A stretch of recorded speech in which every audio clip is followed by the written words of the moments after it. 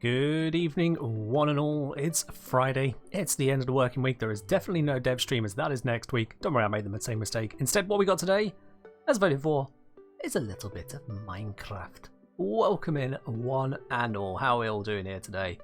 Hello, everyone. Cara Cup with the immediate hydrate, of course. I mean, why not? It's a variety Friday. Cara Cup comes with the hydrate and then pieces out. I know how it is.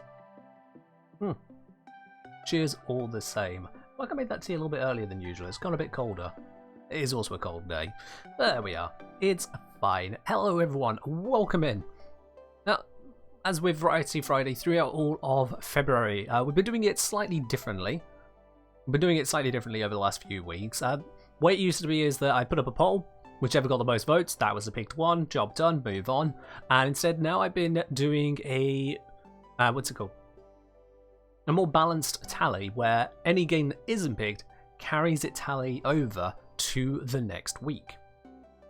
So as it so happens, if I just bring up the votes here, see that this week there was 1.83 votes for Apex Legends. That is, one person voted for it, one person voted for it and another game, and then one person voted for Apex and two other games, so they got their votes split up.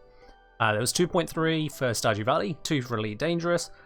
There was 1.5 for turning Warframes into D&D monsters, 3 votes for FTL, and 7.33 for Minecraft, which is why it's back again after only 1 week out. So, yeah. Interesting.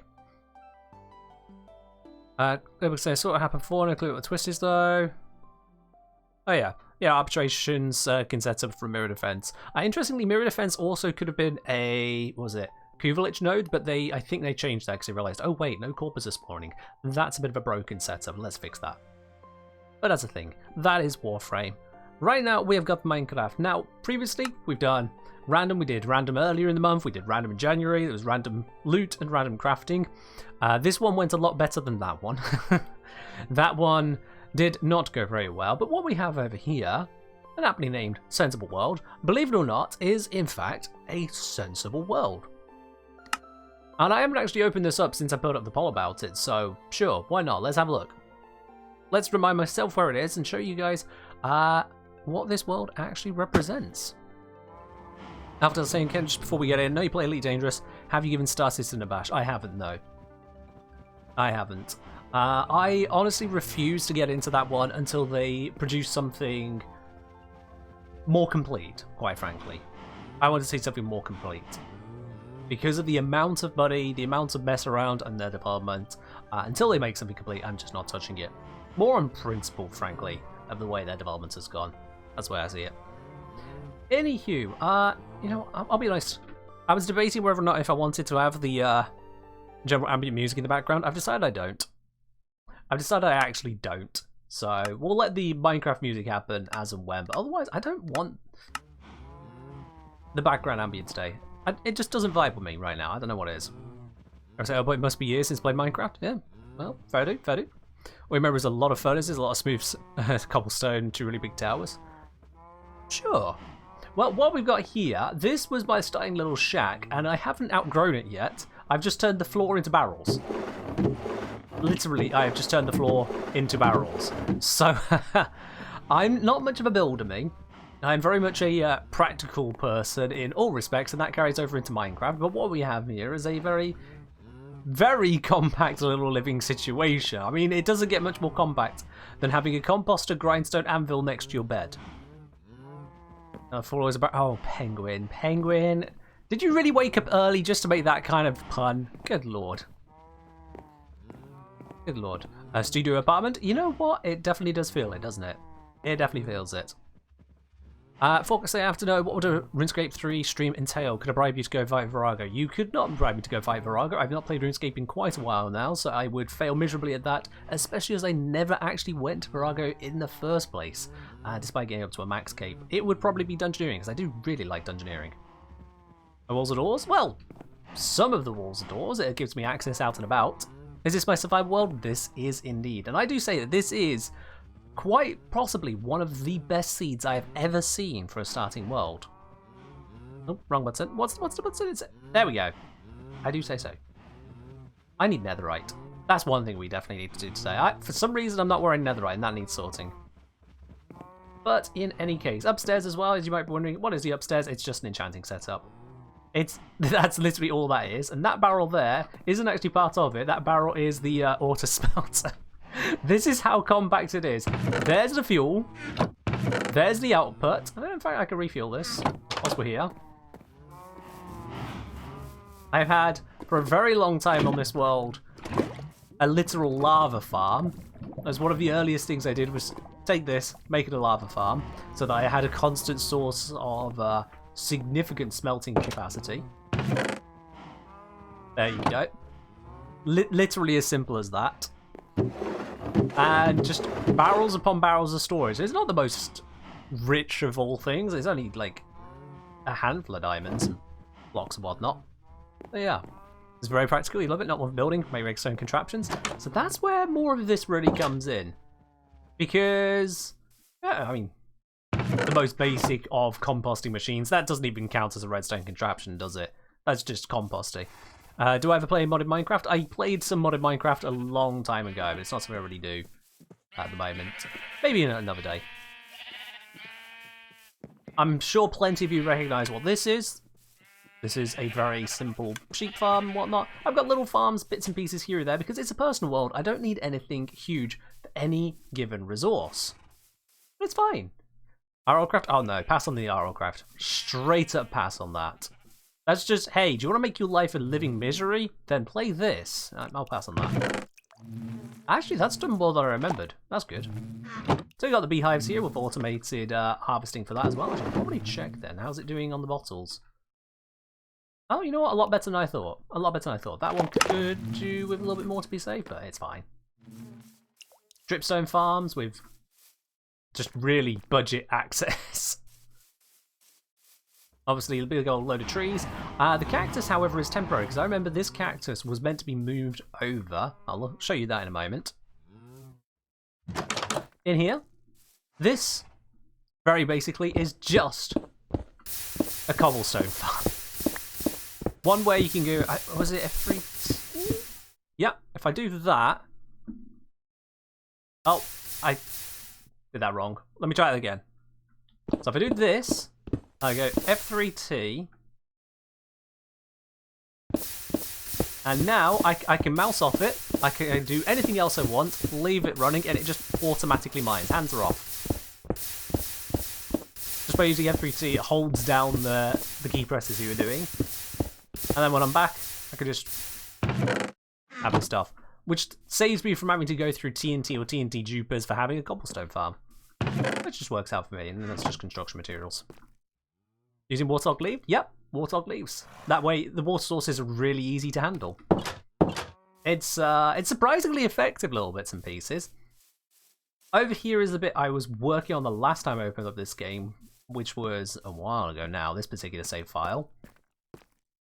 Anyone who knows anything about redstone is definitely going to recognise what that is. I've got this hooked up to a daylight sensor, and the exact amount of daylight that it is sensing is controlled by a lectern with book, using the comparators there. And I have it set to an on-off switch over here as well. If I wanted to entirely disable the farm, I can do so with that. But yeah, it's a flying machine sugarcane farm. So whenever the daylight gets low enough, it just triggers a bounce up and down. And oh my word, whilst I'm talking about this, Athlia had other plans in mind. Athlia, thank you very much for the 10 gifted subs out to the community there. Now that is definitely worthy of a #1 spot right now. Athlia, I really do appreciate that. Oh. Cheers indeed. Everyone who just got a gifted sub there, if you have to be in the channel right now, make sure you give Athlia a thank you on that one. That's your devious acts of the day. Honestly, Athlia, if that's the kind of deviousness you want to get up to, you go right ahead. I will accept that deviousness every single day of the week from you, Athlia. Well, technically I'm only streaming 3 days of the week, but you know what I mean. Thank you very, very much on that, Athlia. I really do appreciate it. And Ali Malik as well, thank you for the 100 bits. Adding on to that there, really appreciate it from both of you.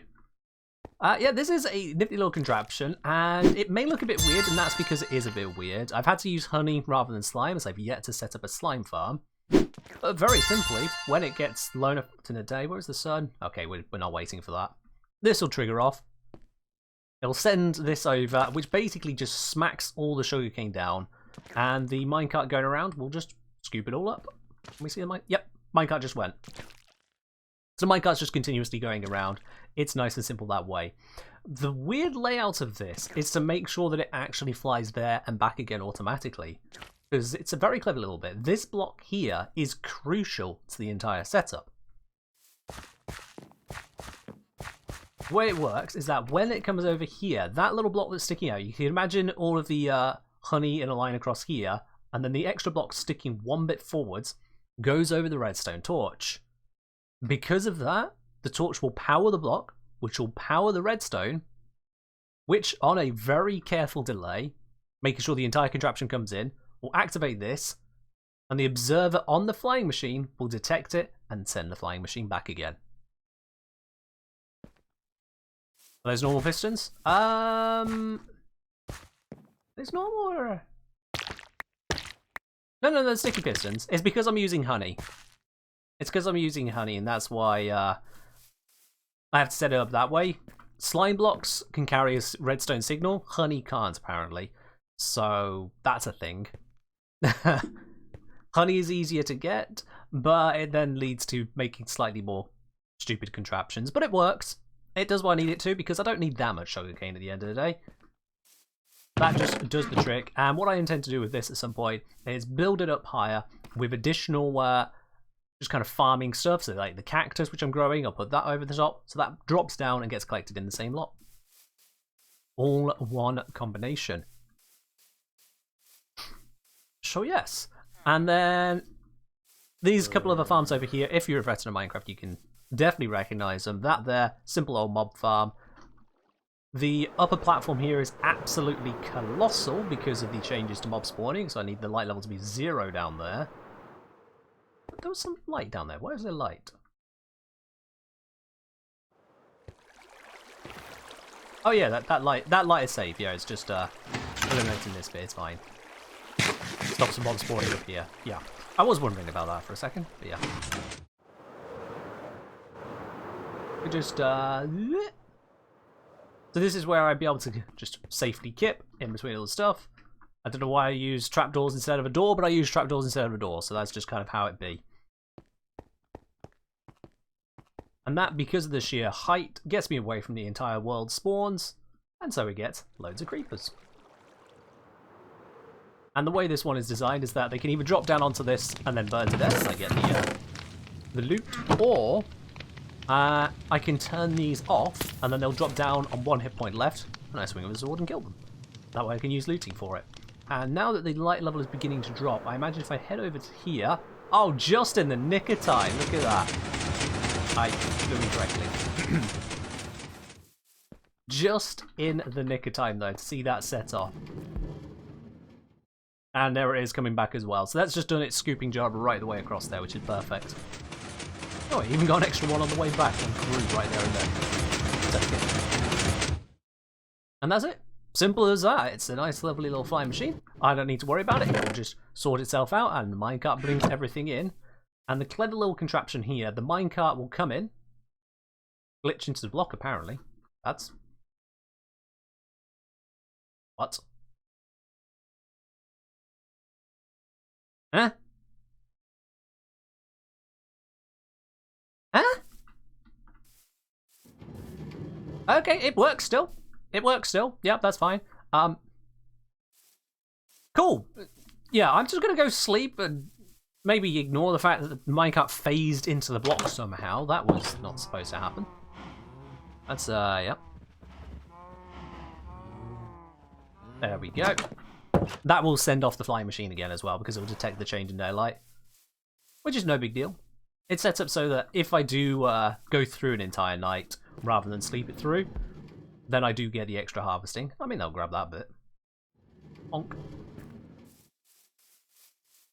But yeah, the way this is set up is that when the minecart comes in, it goes over the hopper there. The hopper will start pulling out the resources, and it detects that it's pulling out resources. And so as a result of that, it stops the minecart leaving again. Very simple little contraption. But also it's wired up so that, the reason I've got it looping around here, is wired up to this bit. If I wanted to turn off the farm, then I can stop it from flying across and stop the minecart at the same time. Just things to limit the amount of craziness going on. this bit over here, this is actually an adaptation of one made by... Oh, I didn't fly perfectly, but whatever. This is an adaptation of one made by Impulse SV, which is an all-in-one villager breeder and iron golem spawner.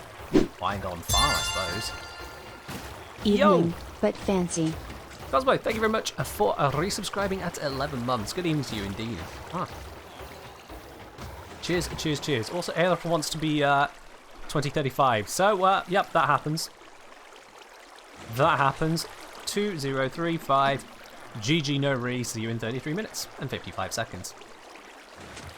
Impulse Base Great Farm? He does, except this one I had to modify it. I had to modify this farm because Impulsive Farm isn't a finished farm. Quite annoyingly, and what's worse is that he probably should have noticed, but because the way he records stuff, he might not have noticed as a creator. You might notice I've got this ugly-ass redstone contraption here, and it is ugly. It is most definitely ugly what I've got going on here. But, well, the resources I had at the time to improve on the farm weren't exactly overflowing. So what I've got going on here is that I'm actually blocking the line of sight to the zombie frequently. Because if I don't have that blockage happening, then the villagers, they'll be permanently scared. They'll reach a point where, for some reason, it just stops them from spawning the golems. I forget exactly what leads to it, but they need to have line of sight broken with the zombie in order for them to be able to spawn more golems. Otherwise, after about, I think it's like 20 or 40 minutes, some reasonable amount of time, but not a huge amount, it then just stops. So that's why I've got this contraption here. That makes sure that this keeps on running. So Impulse's farm is good. Like, the rest of the design is his. But that last little bit is absolutely crucial. Because otherwise, it just doesn't work. You have to log out of the world and log back in, and that resets because the villagers haven't seen the zombie. You broke their line of sight because you turned off the game. And likewise, if you left the entire area and came back, I think that would reset it. But if you stay in the area, the golems just stop spawning. How the... Bro, you're embarrassing me in front of the viewers.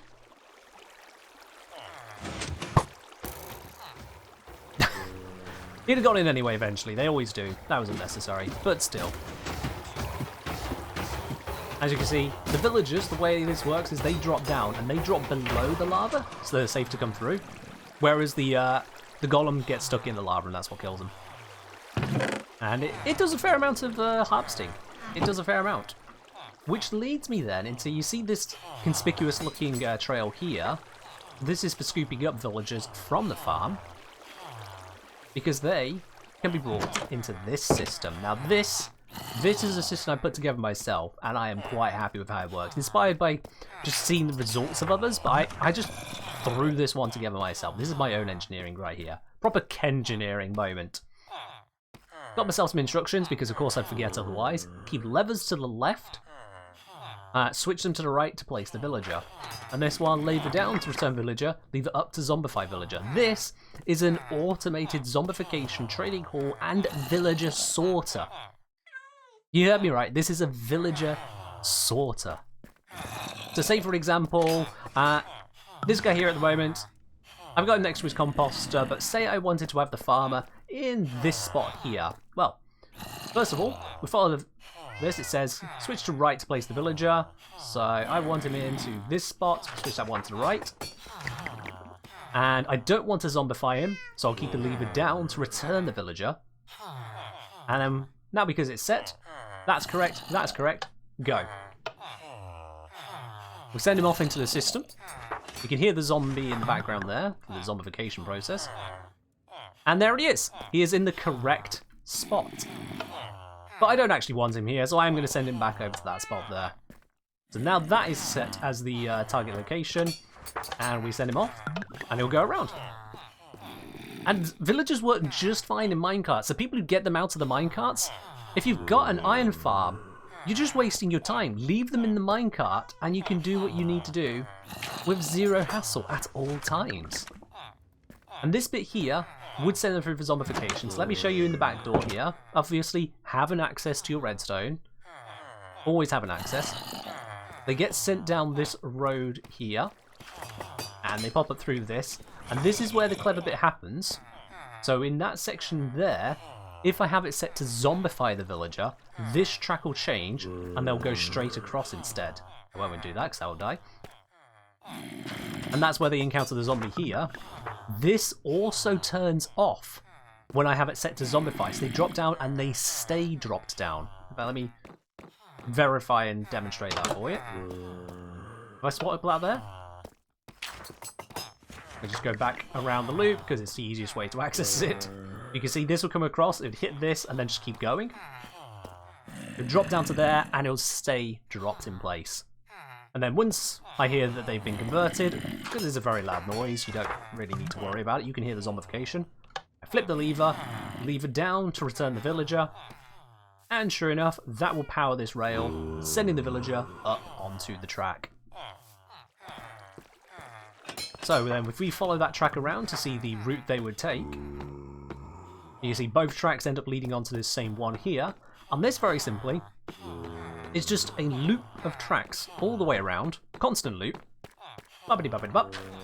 But those levers I have down below, because you can see there's the guy there, the lever is underneath this block, so when I flip that lever to say this is the one I want him to go into, this rotates around to be that way, so he gets dragged in. It's a very simple mechanism, all told. Very simple. It's just putting the pieces together and remembering to flip the levers in the correct position. And of course over here it says keep the levers right, switch to left to place the villager, because the way you're looking changes the way the levers appear to look as well, so yeah. Just to make it nice and simple. This is not a Graham-proof system, however. So it is possible, say if I flip this lever and sent this guy, it would land on that guy's head. Which is a problem, so do definitely make sure you don't mess around with that kind of thing. If you do get a situation like that, the best you can do is, well, don't. Actually, just don't. Yeah, redstone signals cause rails change direction. That's how you can control where they're going at any given moment. It is limited, like I can't have this rail go straight across. It only either turns one or creates the turn that way, but it still works. Will a baked potato break this? A baked potato will not break this because there is no item input system. However, if your brain is equivalent to a baked potato, that will break it, yes. And then I've just got a bit of storage here as well. And as you can see, I've got a fair amount of villagers. This particular villager is actually incredible because this was the first librarian I got set up. I was rolling him until I got this first book here, and this first book is mending. Obviously, you want to roll for mending. It is one of the best books to get. But what you can't roll for is the follow-up trades that the villager gives you. Those are random, and you're not going to get rid of the mending book just because you didn't like the follow-up trades. You just get over villagers. So I was very surprised to go from mending to then also have Silk Touch on the very same librarian and Aqua Affinity. 3 useful enchantments, 2 very useful enchantments, all on the same guy. Plus, I could trade through the books, which is very nice. But that was just a triple wham of, oh yes, please, thank you very much. That is a good librarian right there. I don't like how villager mechanics work in Minecraft. I think they definitely need an overhaul. Villagers are extremely powerful to the point that they kind of remove a bit of content as well. Like, if I need to get myself an diamond pickaxe, I can just buy a diamond pickaxe for 1 emerald. Now, sure, it's taken investment to get to this point, but that's still kind of a little bit ridiculous. Even if I had diamonds, I could turn a diamond into an emerald into a diamond pickaxe. That doesn't seem to make sense to me. And likewise, for this guy here, he's given me access to just a full set of armor, including Prot 3 boots just straight off the bat. And naturally, he had to be a dick and give me an Aqua Affinity helmet, but sure, why not? I've got my enchantments, I've got my Unbreaking, I've got my Fortune book guy there, I've got my Efficiency 5, he needs some work. I've got Prot 4, he needs some work. Feather Falling, another mending one happened by chance. And yeah, I'd say that is a pretty efficient setup, if I do say so myself. And I do. I made it. It's not perfect in terms of the layout. And it'll take work to expand it. It is very dark in there, but that is a design choice. Yeah. Yeah, villager trading halls are very, very, very, very strong. And especially if you... Really? Really? This is what we're doing now. Really? Bruh. Why? What are you, some anime protagonist? Stood on top of the rooftop watching the sunrise? What the hell is this crap? Where have your leads gone? Like, are you hanging? You don't appear to be. Are you hanging? I don't see the lead. Oh, there's the lead. There we go. Right, that's one down. Everyone's probably like, nope, don't know where the other lead is. Bruh.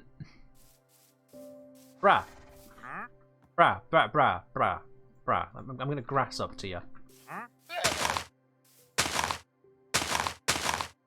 What you got for me here? Ooh, slime. That is actually useful. I do like and need slime. So yeah, that's a bit. Tube coral block. Pass on that. Light grey. Pass. Magenta. Pass. Poppy. Pass. Gunpowder. Pass. But the slime ball. Yeah, slime ball will be nice. Slime ball will be nice. Let me just. Of course, I don't have emeralds on me. Why would I have emeralds on me? Let me just go fix that real quick. One moment. Is that the llamas? I could turn it into leather. There we are. Here's some emeralds I traded earlier. Why there? Just bollocks.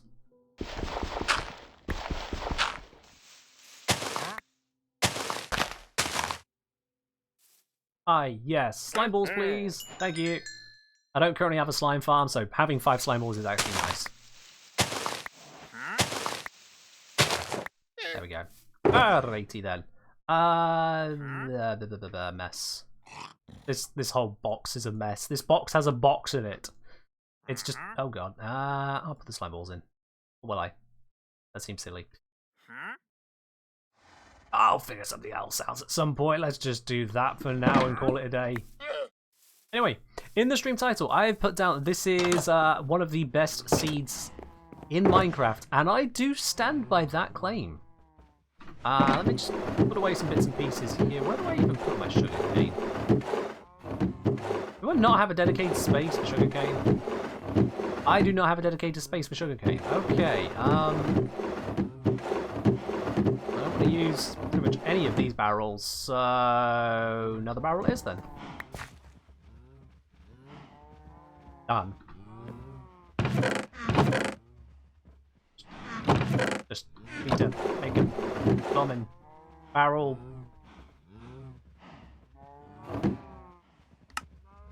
There we go. That is my sugarcane barrel now. Beautiful. Alright then. Also restock my rockets.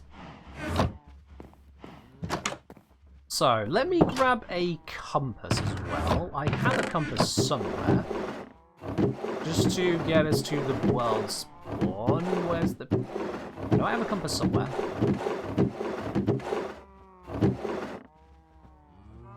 Sod it. Sod it. Sod it. Sod it. Sod it. Sod it. Sod it. I will make a goddamn compass. There we are. Right then. Stupid. We just quickly fly over this direction here.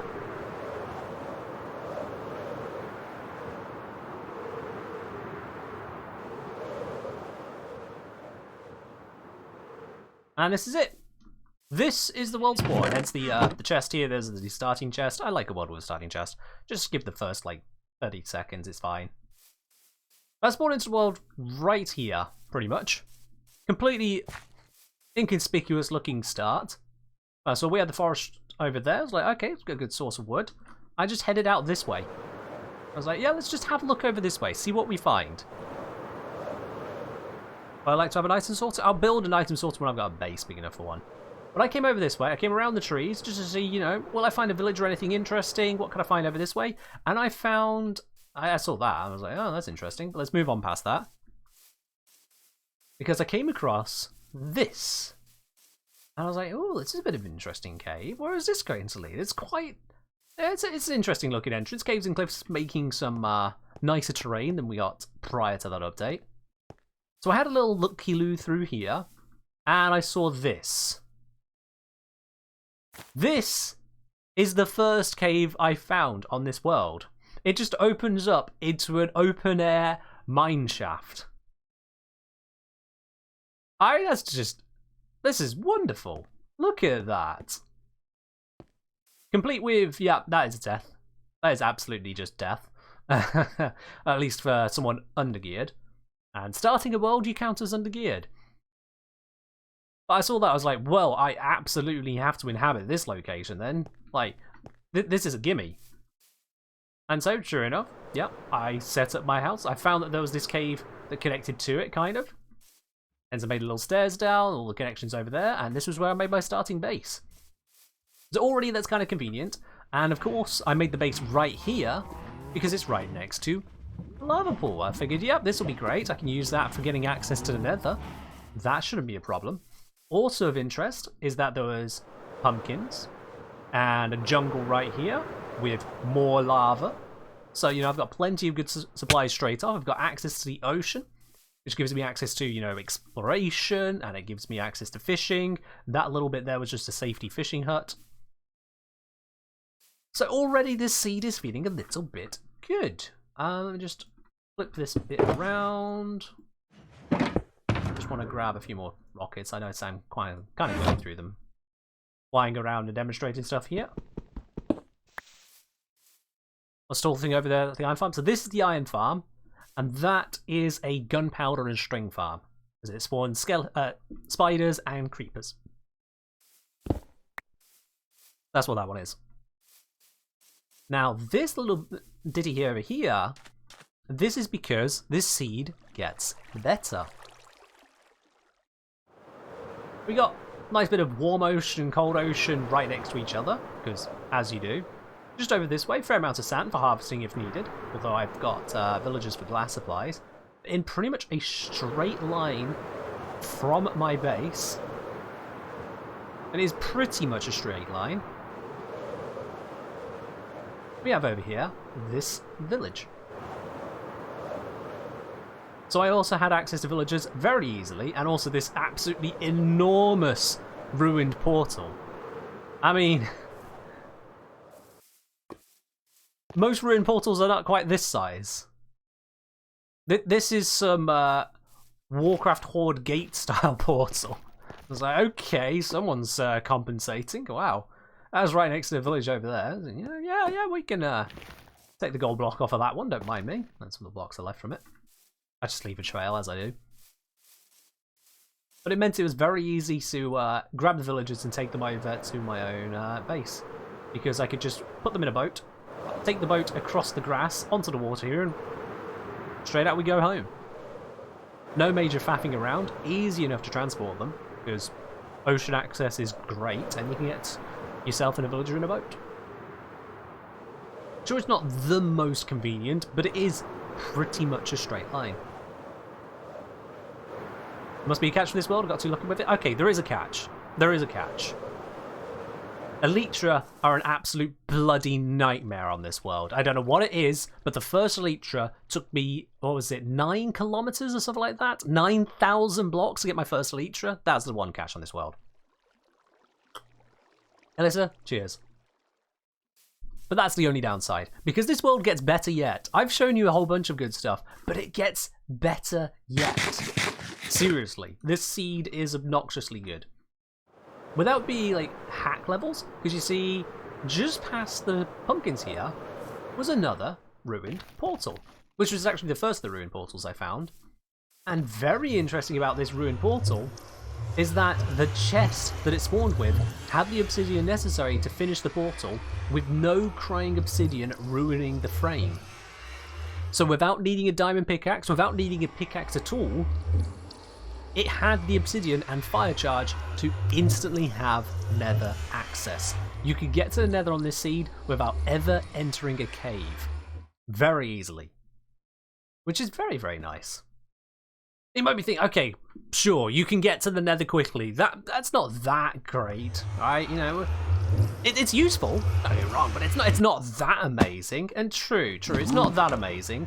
I have got an automated gold trading setup here, so that is nice. But when I stepped through that portal, I didn't see this structure here. I built this structure. No, the structure I saw when I went through this nether portal for the first time was that one right there.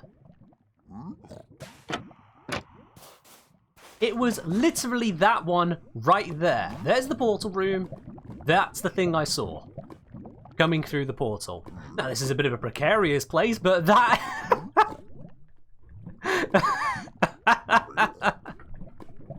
that is quite literally a nether fortress right there.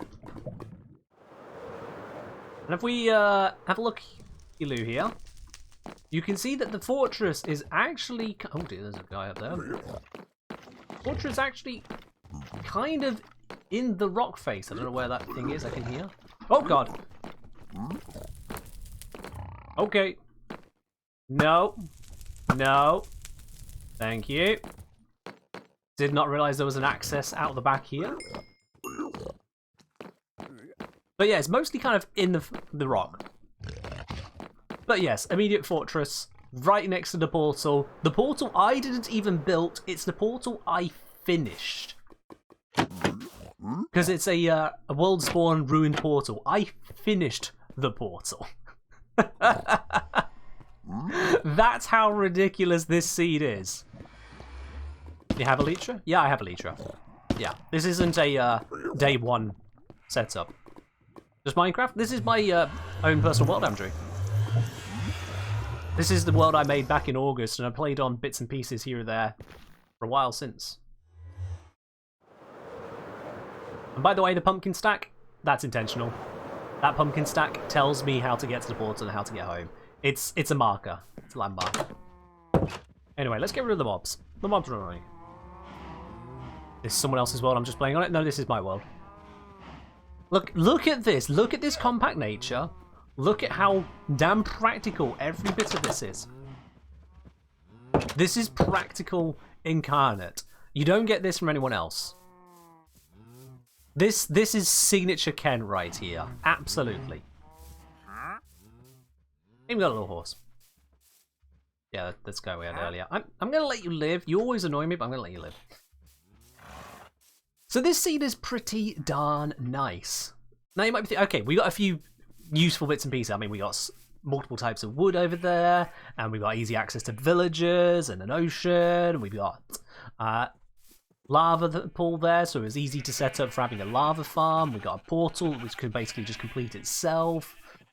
So we got all of those good things. Is this seed any better than that, though? Is there anything more to talk about in this seed aside from the fact, okay, well, we've got a bajillion stalks of bamboo as well.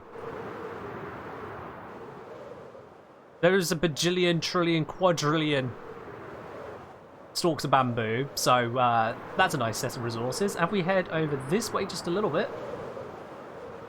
Really not that far. Also, that is weird looking. That is really weird looking, by the way. Can I just... Hold on. Can I just grab... Ow. I've got a natural gradient on a jungle tree. Huh. Well, that's a thing. Yep. That's a thing. It opens up into a two-tone desert. I have jungle, two-tone desert. So I have access to sand and red sand in the same locations. And of course, red sand being red sand, it opens up into all of the terracotta you could ever need. I don't know if I'm flying this way. Yeah. Yeah, I did. That's where I got the dripstone as well. Ow. So I've got dripstone. I've got this lovely little cave here. I've got red sand, terracotta, bamboo, jungle, normal desert, and one of the rarest possible things, I have a tree that grows in a desert. Multiple trees, in fact. Literal desert trees. So chat, I posit to you that this is perhaps one of the best seeds for a survival world ever. It's not the best. Someone can roll and roll and roll and find more, but I didn't roll for this world. I just went in August and said, I want to play some Minecraft. I'm going to start up a new world. I made a new world, and this is the world.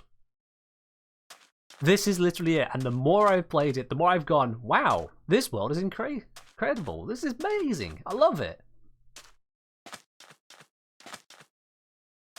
And of course, those trees, for those of you who don't know, these trees, these flowering azaleas, they tell you that below this, there is a lush cave as well. And as you can see with the tree there and the tree there, it's pretty substantial. It goes on a bit down below. So there is indeed lush caves down there to explore too. So this seed it's brilliant. It's genuinely brilliant. I mean, sure, there's a bit of travel if you haven't got Elytra to get from the base to the jungle and then through to the other side to get the sandstone there, but it's still pretty darn bonkers. And again, the pumpkin stack, making it nice and easy to tell where I am. So yeah, and I have myself a very functional village over here. A very functional village. It's wonderful. It is truly, genuinely wonderful. You can see why I've done quite a bit on this particular seed. And now you understand as well, with the villagers over that way, why I have this contraption. This is where I bring in the boats with the villagers, and I drop them off into here, to then later be pulled out using whatever system to get them where I needed them. Have I found dark oak yet? I believe I found dark oak. I think that was a bit of a distance to the dark oak, but I believe I did. Let me check my chest. See if that might give us an indication. You're on me.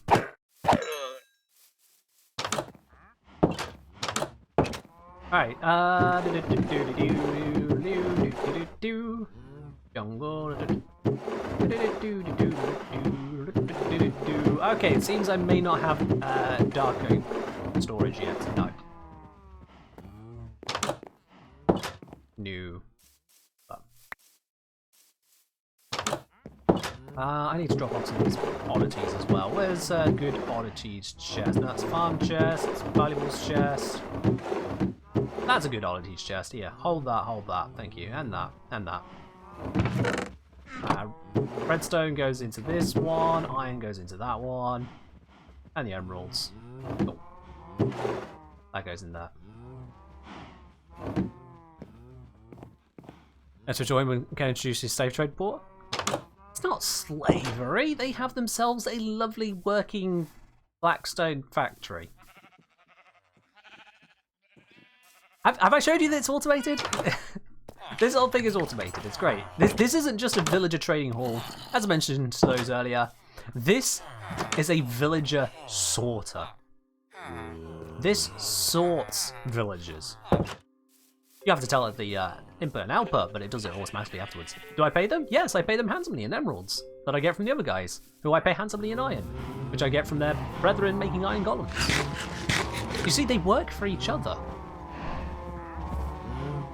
You just need 4 saplings for dark oak? True. Alright, again, I'm burning through rockets. Let me just grab a few more. Beautiful. Now, I don't actually remember which way it is to the fortress. Did I note that down anywhere? Shit. Yeah, I have no idea where the fortress is. I've been there, done that. As you can see, I have no idea where that is. I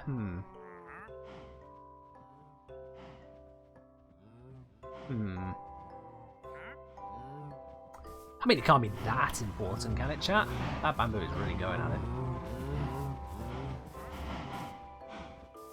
Overall, it's a nice seed. But, yeah, I'm an exceedingly practical person. This is just... It's more barrels than floor now. And, of course, in the earliest of days, before I got enough gear to go properly mining, I made this little setup down here.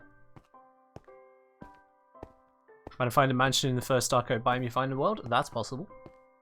That's possible. Let's get down to here. I put up this little safety railway, but, you know, you can get over it if you want to. Need to remember how to. There you go. Hello, glow squid.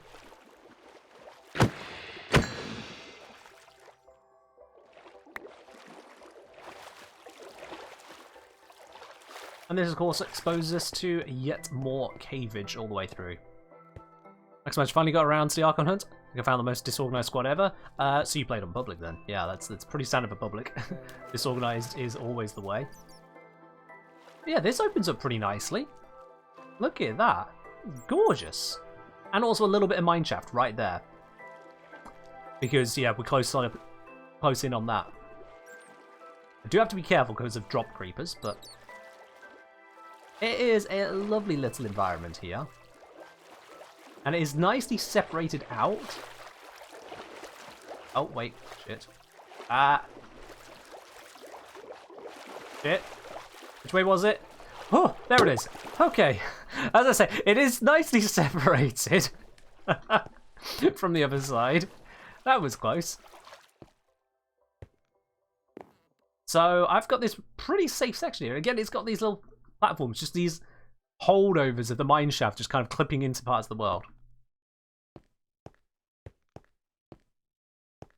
Have I found a water temple yet? Oh yeah, I went past a couple of those. On the way to the fortress. They just spawn everywhere. Water temples aren't amazing to me. They are literally all over the place. And then I've got my underground mining spot. I had to go around because I realised, oh, there's lava here. And so I got me my little mine shafts. I've tried different styles, the poke style, but I prefer just the straight strip mine. That's more my speed of mining. Cave diving is dangerous. It is, absolutely. You know what's more dangerous than cave diving? Mineshaft elytring.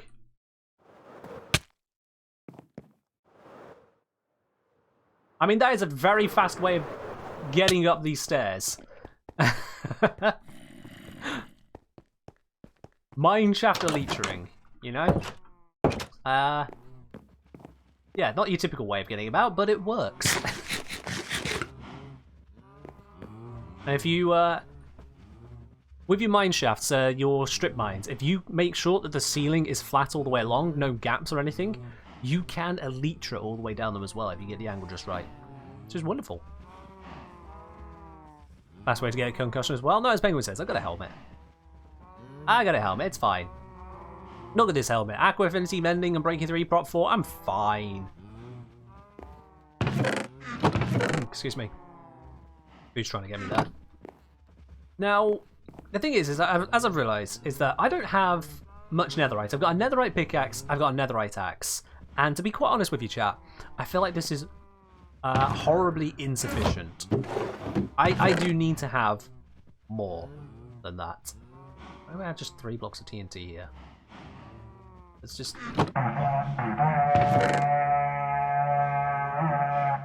That was completely necessary, and you know it, chat. Anyway, so yeah, I need to go get some more netherite. I think that would be a good idea to do here. Because do I have any at the moment? Like, anything at all spare, netherite-wise? I don't know that I do. I mean, I've got apples, so that's nice. I've got fire resistance, that's good. I will be bringing that for the trip. But yeah, it seems that... yeah, netherite is a premium right now. I made you stream stuff with that noise? Well, okay. Kaboom? No. I want to go mining it. Because I know you can bed mine, but that creates so much fire everywhere. I know you can TNT mine, but I'll be honest, I don't have that much gunpowder. That is only, what? Well, that's just wrong, so... I've got 9, 18, 19... I've got a little over 19 stacks of gunpowder. That is not a lot of gunpowder. I'd like to be holding on to that. So instead, I'm going to be using my pickaxes, because it's actually surprisingly effective just mining for it, believe it or not. Because netherrack is so easy to mine, it just kind of works. So I'm rubbing my eyes and missed... What was that noise? What noise? I don't think there was any noise of a particular note for you to be aware of, so I'm not sure. You said there's no ADJ? Yeah, today I just didn't want to have the just the background music on. I wasn't vibing with it today. There's enough gunpowder to send the base sky high? Oh, it's fine. It's completely inert in a chest. This is Minecraft. Things don't happen inside of chests and barrels. They are compact, intradimensional spaces or something like that. I don't know. We're safe. We're safe. That is the main thing. Also, I have a load of string and quartz. And extra diamond armor in case... I don't know. I don't know. I just have it. But yeah, let's dump off the stuff that I don't need to be holding on to. Let's drop off the random bits of food I was just holding, as you do. The wood chest is there. Pop those in. I have a couple books they can go into. Do I have a book chest? Yes, I do. There we go. There we are. This, I need to clean out the crap from these two. Well, that was already cleaned out, so that's good. More wood. I can go into the wood chest. Glowing and ink can go into the randoms chest. You know what, I'll just put that into there as well. Rails go into the redstone chest. Sticks go into here. Let's see, do I need to clear out much else? I don't need to be carrying this compass around, so that can go into there. I'll keep all of the ender chest. Ender chest is always nice to have. Stone, that's cobblestone. Stone goes into this one. Yes, I've got cobblestone in there. That shouldn't be in there. That should be in the cobblestone chest. I don't need to have a diamond hoe on me. Let's be real now. I do not need that. These are only why are they only... Well, let's fix that. I'm not going to have myself a 3-minute fire res potion. What is that all about? Oh, come on. There we go. Why would I just have basic fire res potions? I must have traded it for those. Must have. Why is everyone nerfing everyone at the moment? Using Horn is fun and games until you hear a response. Look, if Herobrine wants to invade my world and respond with a horn, you know what? I'm all for it. I'm all for it because that'll make things very interesting. I have the first confirmed case of Herobrine? Yeah, I'll take it.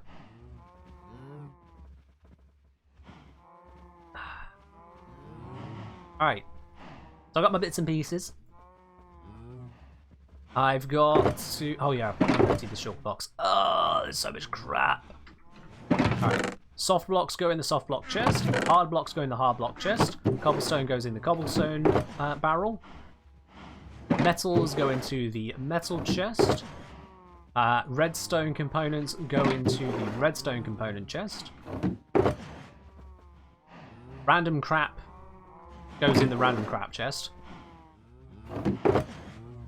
These are redstone, so they go into the redstone bit as well. There we go. More soft blocks for the soft block chest. We got some seeds, they go into the farming chest. Lanterns go into the random crap chest. Shears can go in the random crap chest. And ink sacks, I've run out of space in that random crap chest, so we can go into this random crap chest. Random crap chests! Yay! Mazin, back with a lack of context, but not having any is fun. Well, fair do then. Fair do. Alright, let's grab this. Let's grab that. Excellent. And, oh, I don't... I'm holding onto redstone torches. I think this will do us just fine, in fact. What I will do as a precautionary measure is also have the splash potion of fire resistance. Just on the off chance that I need it, like, right there and then. I've got that. Otherwise, this should do me okay. Yeah, this should be everything. That bow is hurting. But it'll do for now. I'm going to go get some netherrack. Netherrack? Netherite. Netherrack is easy. Netherite is what I need. We'll head on down to the natural portal. Kind of ridiculous, but I'll take it. I'll fix remove again. Yes, hello. Let's piss him off. Open the chest, what are you going to do? Huh, that normally pisses them off. Okay. Yeah, trading with these guys, definitely a good source of all kinds of goodies. All kinds of goodies. Very nice. A lot of soul speed 1 bucks though, that was quite disappointing. Took a while to get good soul speed. Hey, anywho.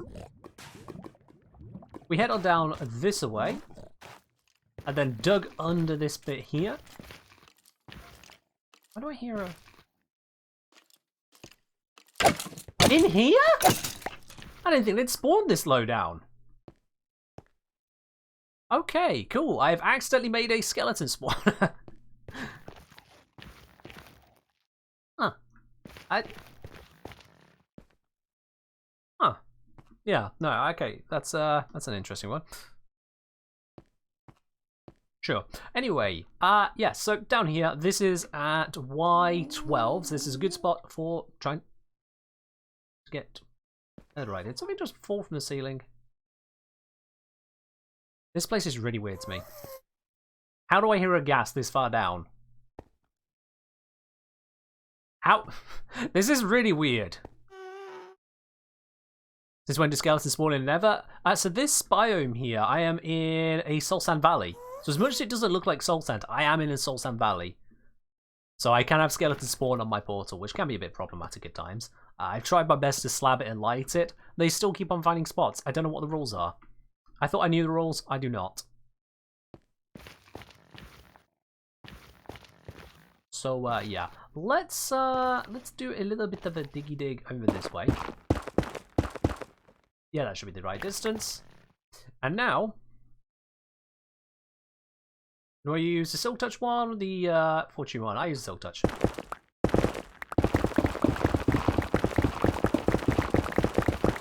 And this is why it's actually mostly perfectly fine when it comes to mining for, yeah, for ancient debris this way. Okay. Except when that happens.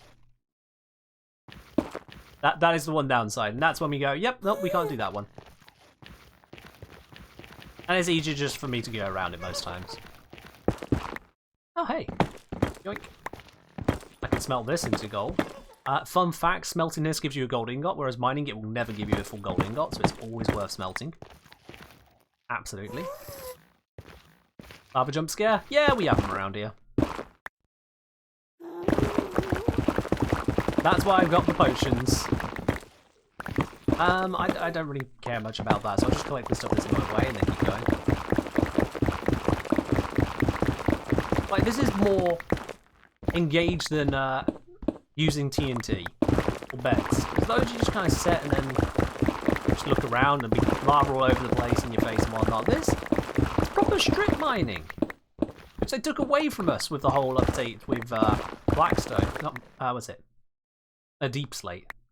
Do I have any film recommendations? Depends on the genre you're looking for. It really does depend on the genre you are looking for. I mean, isn't that just satisfying, the way it just chunks through Netherrack? Oop, nope, nope, nope, nope, nope.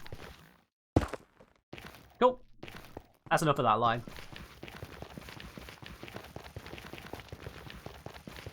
You know what? I said how it works. Let me try it. So what you have to do, you have a single jump block. You're wrong. And we can fly all the way down. See? How much faster is that? A little bit of damage, but it's fine. Any standalone films you think are good, don't mind the genre? Well, my favourite film in sci-fi is Interstellar. It's a long film, but it is a beautiful film.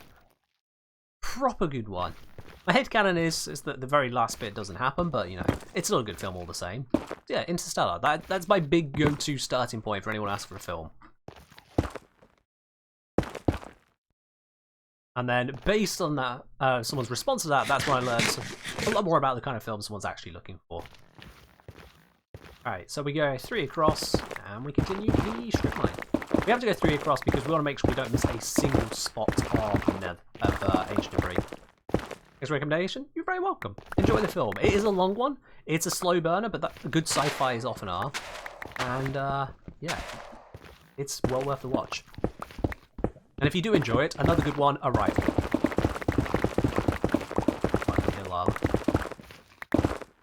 Moments, the color change there, the contrast against the red. My brain said, "Oh, isn't that kind of blue? Is that diamond?" No, no. Diamonds don't spawn as ores in the Nether. It'd be kind of cool if they did, but they don't. They don't.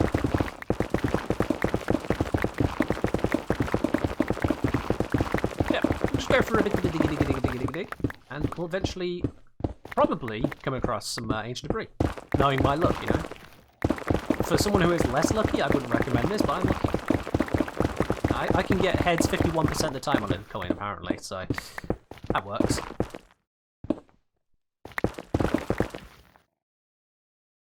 EDM's gone mad because they can't set the music to EDM. Oh, EDM's just going to have to deal with that. Although, that said, EDM say, if a Catacosmos in range, delete them or kill them. EDM, are you threatening people in the chat channel here? Because I'd like to imagine you are not threatening people. That would be a dick move, and as a regular of this channel, you know that rule 1 of this stream, rule 1 is don't be a dick. That lava being a dick.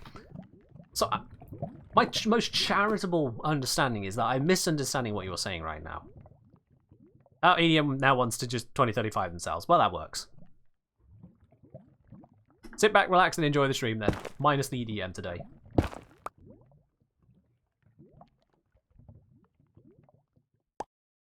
And we'll just fly along here. Because it's a smooth ceiling, I can safely just fly all the way down. Well, nearly all the way down. Close enough. And continue mining without the lava in my face. Your likes command somehow deleted EDM. Seems to have worked.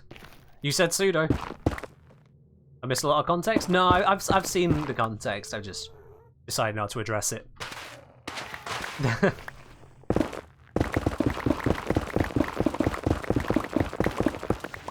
Nope.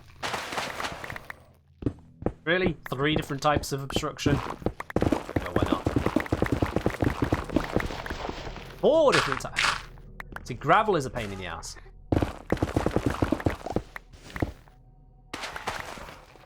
Gravel being affected by gravity and just spawning in random places definitely gets in the way.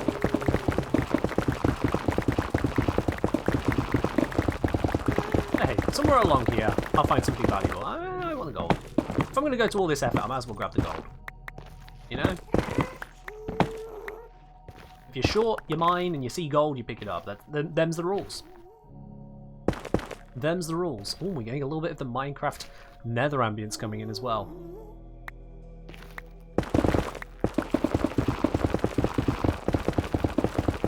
Feels like a great way to break pickaxes quickly. I mean, we've mined quite a bit. I am completely full of netherrack. In fact, I can be dropping whole chunks of this. I don't need that. And then spread this out. Spread that out. That works out. I've been mining whole chunks of that. Look how much we're leaving behind. We're digging quite quickly, and yet the pickaxe, it's barely breaking a sweat. It is barely breaking a sweat. You might be like, oh, but you're still using it up. It's like, yeah, you'd be, oh dear, you'll be using up TNT or beds, either which way if you do it somehow differently. So, either which way you'll be using resources. But this way, the resource we're using is a bit of XP, and that's basically free. Actually, no, it is free to me. I have a villager trading core. So it works out. I can even sprint mine this. Kind of... not recommending because it's a lot harder to see what you're actually mining. But yeah, when you're going through netherite, you can actually sprint mine. Which is, well, it's a thing.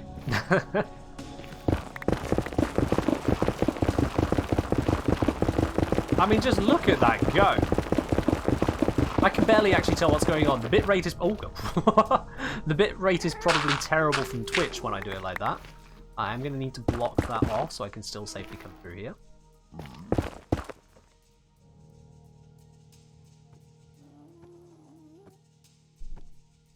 Did I just hear a pigman?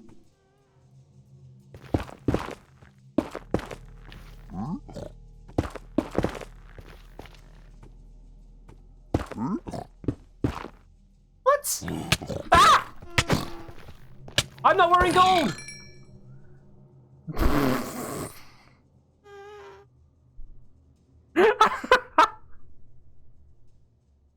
Okay.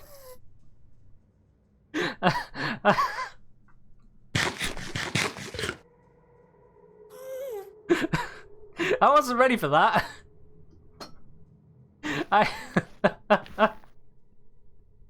Okay, let's just fill this back in now. There we go. That was I think it's good spawn down here. Oh boy. Okay, right then. We're back where we were. It's all good. Do sub messages still show up if the person subbing is timed out? Good question. Never tried it. Actually, I don't know if you know. You can't send the sub message whilst you're timed out, because to send the sub message, you need to send it as a message with the pop-up, and the pop-up is completely disabled whilst you're timed out. Very much, Zom. Very much, yes. Oh dear, that was... Yeah, that was completely unexpected. Huh. Get the old heart pumping a little bit there. I didn't expect it to suddenly attack me. I don't know why. I just completely forgot that. Oh yeah, that they're gonna get angry because I'm not wearing gold. This way is instant hostility as soon as he saw me. Anywho.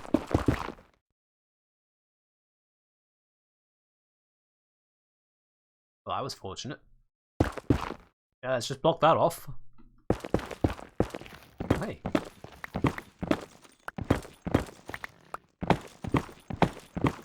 Yoink. And again, fill this in, because that way I can fly down the corridor safely in just a moment. Still a little bit dry on the ancient debris, which is really... Oh, God! It's really unfortunate. This is also unfortunate. Finally not. Oh, yeah, no, that's... yeah, oh, screw it. I'll just... Go back. Go back. Let's set a jump spot. Do two, whatever.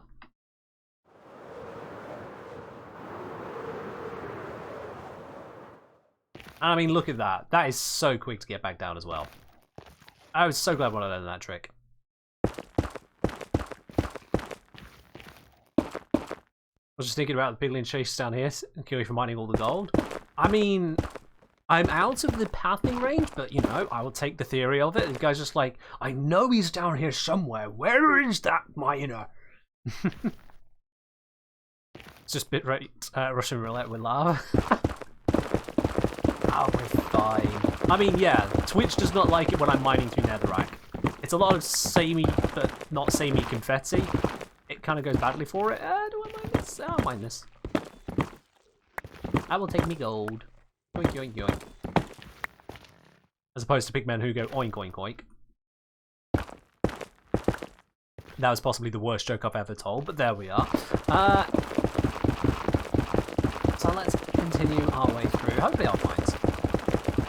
I mean, I'm not that unlucky. I mean, you know, it should turn out alright. Okay. Did anyone else see a bright light for a second there? I saw a very bright light for a second there. I don't want to mine this. Chat, dare I mine this? Dare I discover if that was just a bug or lava? Because I feel like if I break this bit here, I'm gonna get lavaed. You think I should mine it? You really think it's a wise thing to do right here, right now? Is to break that bit of lava, a bit of gravel. Actually, I'll get the gold first. Whilst I'm here, got to get that, didn't I? I'll just put off this sadism you lot are demonstrating right now. Poll? Sure. Why not? Why not? Let's do a quick poll. If I can spell the word poll, it doesn't have two O's in poll. Mine it. Yay or nay? There we go. Nice and easy. Poll is a go. Democracy at its finest. You get to vote on the stream, now you get to vote on the stream. Do I mine it? Yay or nay? Very simple question. Yay or nay? I don't know if there's lava behind there, but it was very bright for a moment, and that does concern me. It was very, very bright for just a brief moment when I was mining through here. I think there's lava. Brace, you're in a Sheila booth. Is that the... That's just a do it guy, wasn't it, right? Wonder how many badges Twitch will display on one person? I have no idea, Zom. I have no idea how many badges you can get on one person. I mean, Gamble's got one that not a lot of people have got here. You obviously can't stack the VIP and mod badges, so that's just one badge. There's the sub badges, you've got the Twitch Turbo badge, you've got gift badges. There's all kinds of badges you can get. Alright, the poll is 82% voting for yay.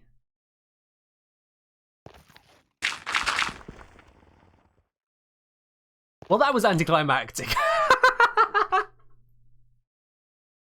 That was anticlimactic. Where did the light come from then? What? I feel scammed. God knows how you lot feel. What was that about? Huh. I guess I got lucky, chap. Yeah, that works. Lighting glitch. The thing is, though, what glitched the lighting? It's just nothing. One moment I was mining gravel and light appeared, and then there wasn't light anymore, and that was it. It was yeah. Light was a fairy saying, "Hey, listen." Oh, I must have killed it with my amazing shovel then. Who knew that pixies and fairies were weak to shovels?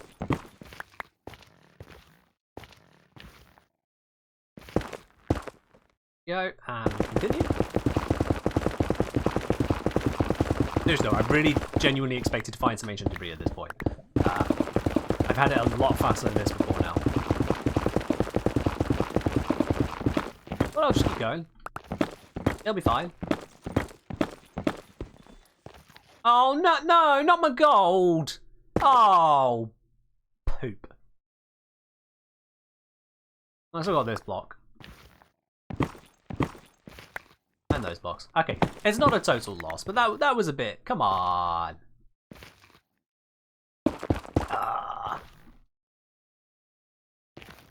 Finally, the Grenadier can properly fight Titanium with that knowledge. Just a Grenadier comes running at you with an enchanted shovel. Oh dear. Is it possible there's lava when the gravel updated when you mine the block next to it and filled the source block? That's a possibility there, Growing Bands. Yeah, it's possible that. Okay. Found it. And a very happy smoke particle. Yeah. That's a pain. Should be able to block this one off. Oh, it's not clicking. If it's not clicking, then there's probably more. Oh, good. By the preemptive on that, there's probably more lava right there. Yep, there we go. Okay, we can block that off as well. There we go.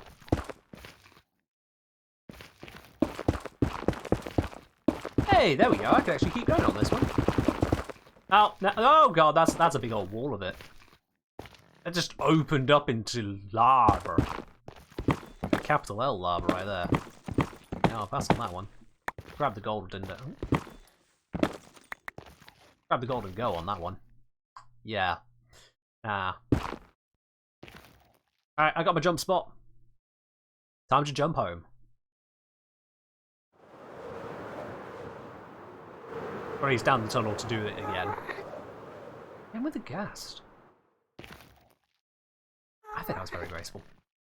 Molten note. Yeah, very much. Very much. As a student of the geological sciences, I can tell you with quite significant confidence that touching lava is in fact a big no-no. If you find yourself ever convinced that touching lava would be a good idea, please reconsider. It is a bad idea. The only circumstances under which you should be touching lava are either if it is no longer lava, or if you have access to magic. Now, luckily, I do have access to magic right now, but I'm still not in the mood to be touching lava.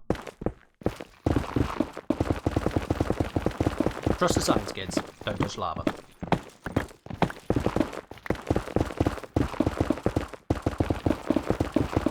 any of you know, though, what one block is stronger than lava? Do any of you know what block is actually stronger than lava in Minecraft?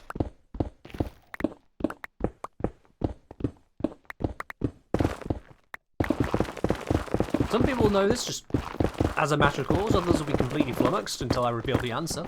But there is one. Stronger in what sense? So already getting the smart questions there. Netherite? No, so you see, you can't mine lava.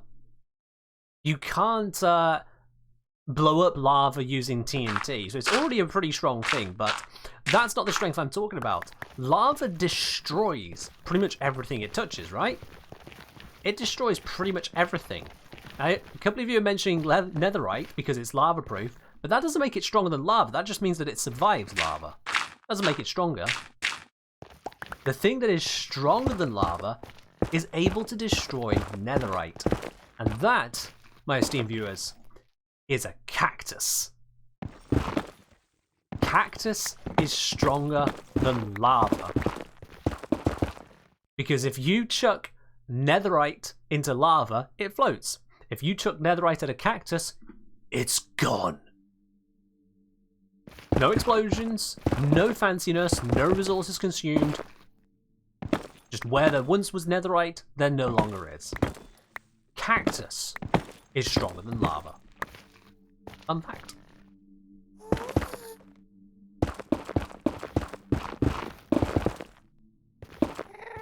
Prove it. Throw your pickaxe at a cactus, but my pickaxe is diamond. That's not proving anything, Max and Madge. That's exactly why we're here. My pickaxe is diamond. I'm trying to fix this error before they update the game and make it where it's all the more expensive.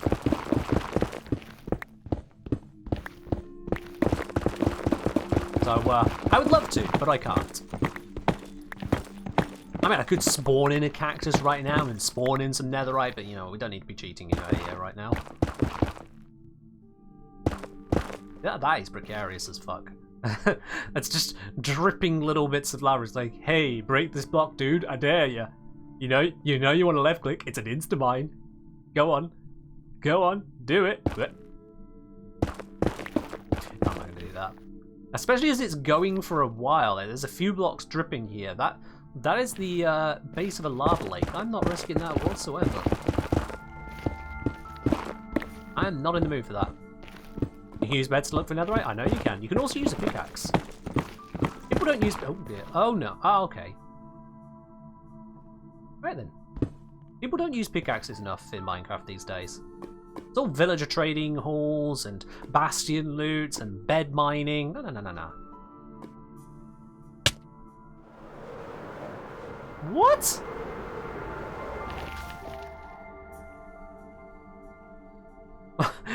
I swear it looked like he was backing up from me as well. That was really weird to see. Okay.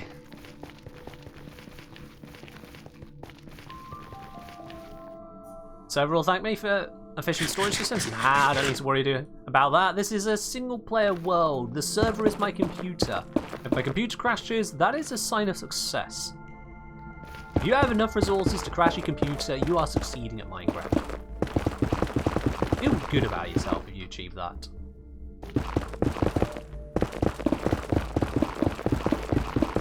Seriously, this ancient debris is taking a lot longer to find than I ever thought. I've not had this much bad luck for a while when it comes to mining. Okay, nope. Stuff. That's a very short trip. No, I can force this one. Fix that. Yeah, that'll be. I can fix that one. Fun fact: you can crash servers just with cactus farms because of the constant block updates of cactus trying to grow and checking if it can grow, and it's using it as random tick. By having a big enough cactus farm, you can lag the hell out of the server. Just farming cactus. The cactus doesn't need to go anywhere. The cactus can destroy itself by being thrown into another cactus. It'll still lag out a server if it's big enough. Fun fact.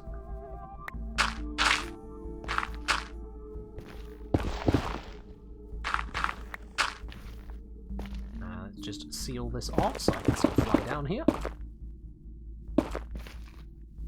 You crashed by spawning too many rails mid-air? That'll also do it. Yep. That's why you need an off switch for all the farms. Yeah, but I've got off switches on my farm, so it's fine. I mean, an off switch for a cactus farm is difficult because cactus is always going to try and grow. So you need to have some way of, like, blocking the cactus from even trying to grow. I don't even know how you go about that particular off switch.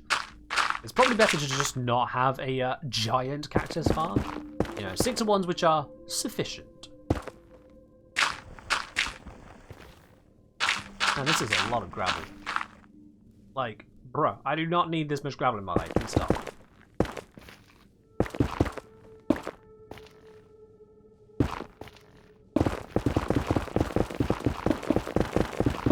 I'm not misremembering. The ancient debris definitely spawns most commonly at Y12, doesn't it? This is the level to... I am correct. This is the level to mine. It's fine. Hello! Long time no see. Where the hell have you been? Thank you. Always check around. You never know. Yeah, that was just a 1.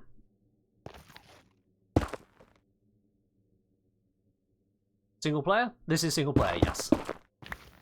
Yes, no server shenanigans going on here. Oh yeah, Zon, that was gravel. It probably looks lighter because it's surrounded by all this dark netherite. That might be it, Zon.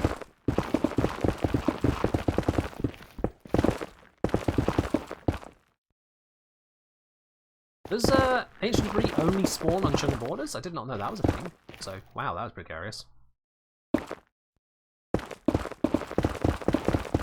Okay, whoa, that's more precarious. Alright, we're done here. We're done here. Is that a safe one to break? Yes, it is. Cool, that's my jump spot. And we just slide on home. Whip. Oh, that was perfect. Absolutely perfect. Anyone's figured out how to spawn TNT that was mid-explosion, so it's just a white cube? Well, that's cursed. That is definitely cursed. What? I'll stick to my mining and my technicals, you know. I'll leave the bugs to everyone else.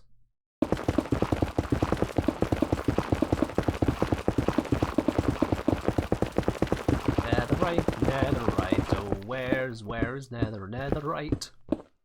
Please give me some netherite, oh nether. I mean, I hate grass so much. There we go. Okay. Oops. Anyway, where was I? Right, yes. Netherite, okay. Yeah, I'm just going to stop that little... whatever that was.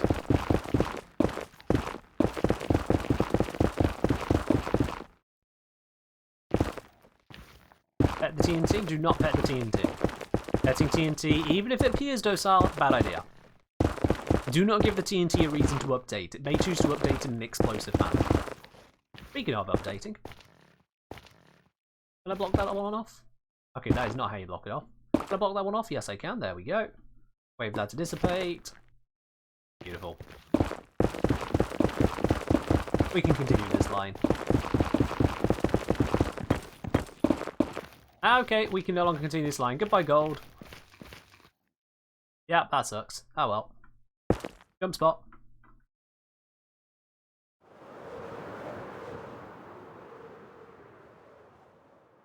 Okay, this one was longer than I thought. Not much longer, but it was longer. Give a creeper a hug whilst wearing a cat suit? What? I have so many questions.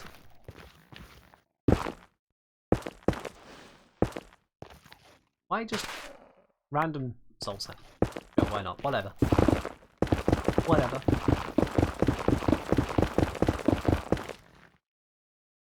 I'll logic it better to hug things that won't explode? I mean, yeah, huggy things that don't explode is usually a better idea than huggy things that do explode. Halfway through stream, objectives for tonight, I want netherrack. Not netherrack, netherite. I keep saying netherrack. Netherite. I want netherite. I haven't got enough of it, and they're bringing out an update in the near future, which is going to make it more annoying to turn things into netherite, and, you know, I want to be ahead of that. I want to be ahead of that. I just don't want to use a bunch of crunch of TNT for it, you know? I hear you. Thing through there that wants to hurt me. Ain't gonna happen. Yeah, creepers hate cats. They're scared of them. Which is why there's a cat outside of my villager trading hall. Outside the door. Just to be extra safe.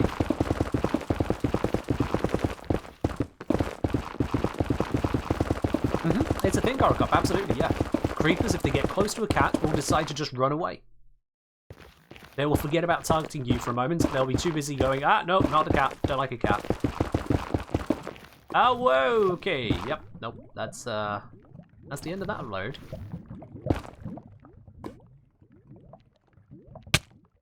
Ow. My head.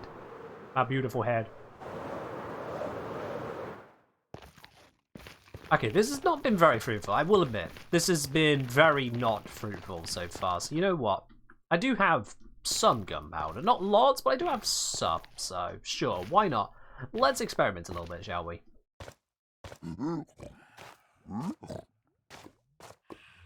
Pop our way up onto here. Hello. I've got a whole bunch of gold I can smelt and bring back to you guys, which would be great. Well, if I need whatever that's up.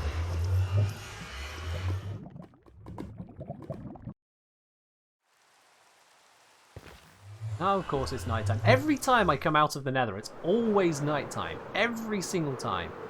Why is there a skeleton on top of my bloody dripstone farm? What? I've never seen that before.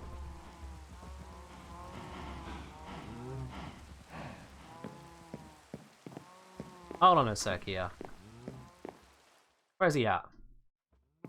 Where is he at? Oh. Oh, there he is. You! Die. Thank you. Any more interlopers? How are you still here? Why is your alarm at all? Okay, that was a terrible shot. Let me try that again. How did... God damn it, this is... There we are. Right, okay. Anyway, back to... first, let's put in the smeltables. Might as well get those smelting. Look at it go.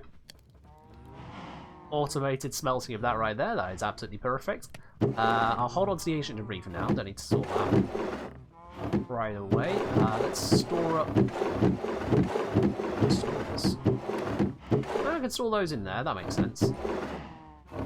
Netherrack. Do I need to be keeping this netherrack? Yeah, I've got a chest for it. I might as well. Might as well continue.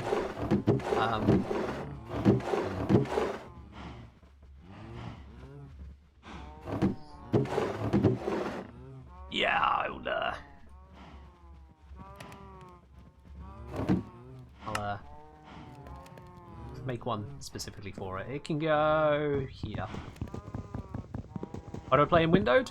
Because it makes it easier for me to alt-tab out and do everything else. I just prefer it that way. It just doesn't mess with everything as much. Yeah, I just prefer it that way. Alright, let's shove this bit of wood back into the wood box. There we go. My brand new netherrack box can take this and this and this and this. I've got room in here for these. And not all of it. I'm going to end up needing to move out. I want to do that. I'm not ready. Oh, those 10 stack. Well, that's a bummer. Oh, wait, I can take this out. There we go. Hey, I can delay the inevitable storage system. Why do I have a barrel filled with cobblestone slabs? Because slabs are very useful things to have when you are building things which use them. Such as... Does this use them? I can't remember.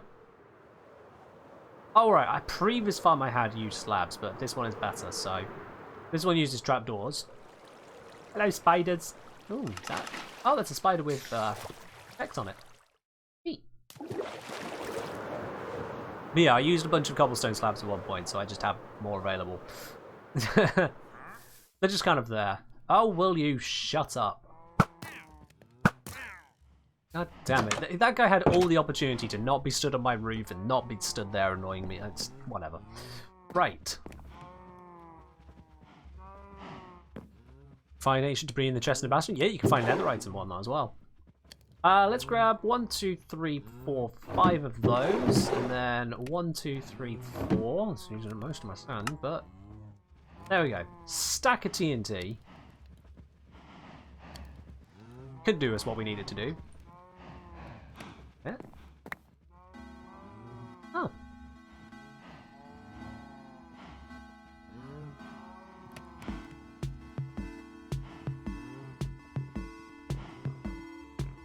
Wasn't there a point the ability for spiders to spawn creepers on it? A spider with a creeper on it? I've never heard of that, no.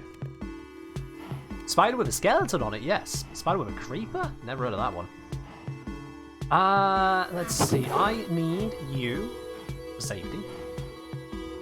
And I need a flint and steel. Oh. Yes, this will do.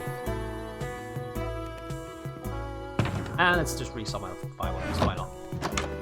It makes sense to do so. Do I pig step? Oh, I don't think I do yet, no.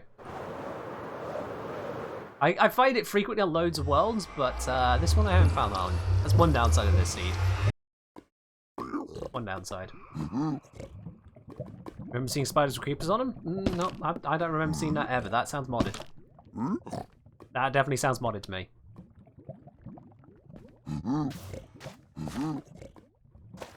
Alright, let's pop down here and let's set up some blast mining.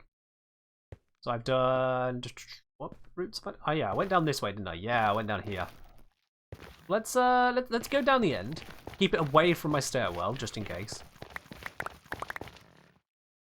And if I go 3, 4, 5, 6, 7. Just be safe about this. And I can again just dig out a tunnel. Oh, for God's sake. Really, gravel? Really? We'll dig out a tunnel again, same as I've been doing. But this time I'm going back down it with TNT. See what more I discover.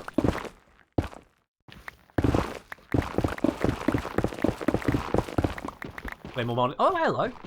See? Didn't need the TNT. Found it. Ah, I've got 2 of them. Oh, this is a wonderful day. Let me just, yeah, that was all of that one. Okay. Just... Yeah.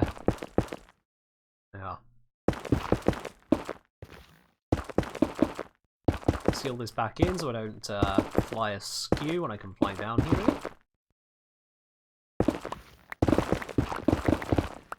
I mean, that's more like my experience in previously mining this way, is just running into it, you know? None of this digging for ages and ages and ages with no luck whatsoever. I've been far luckier than that.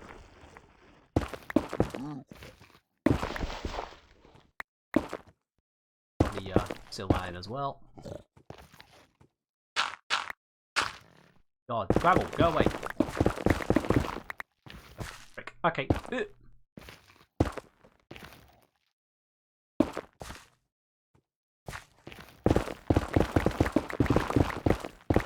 He was going for a little bit further, which is nice. You know what, sorry, I'll do it from here. Let's see. Let's TNT this up. TNT every couple of blocks. I just realised now I didn't need to seal in because I wasn't going to fly back.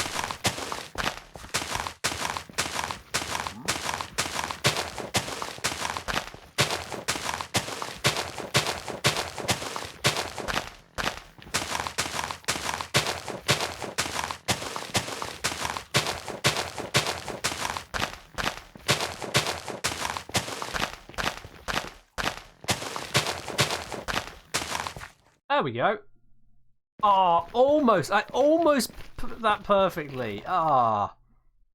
Put them a bit close together. I like to make sure I get a nice proper coverage. You know what, this gives me room to back up, so whatever.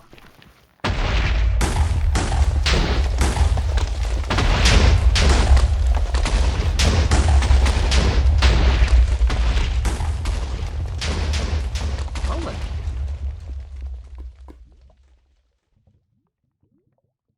Alright. You predict 8 debris? Well, that was an entire stack of TNT. So let's see what we got out of that. Bear in mind I found 2 along the way just mining anyway, so those 2 won't be there anymore. That's also just a lot of visual cover, which is not great.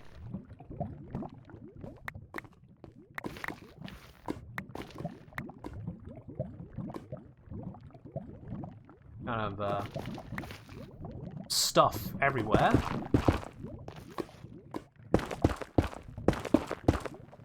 Just gonna lock that in.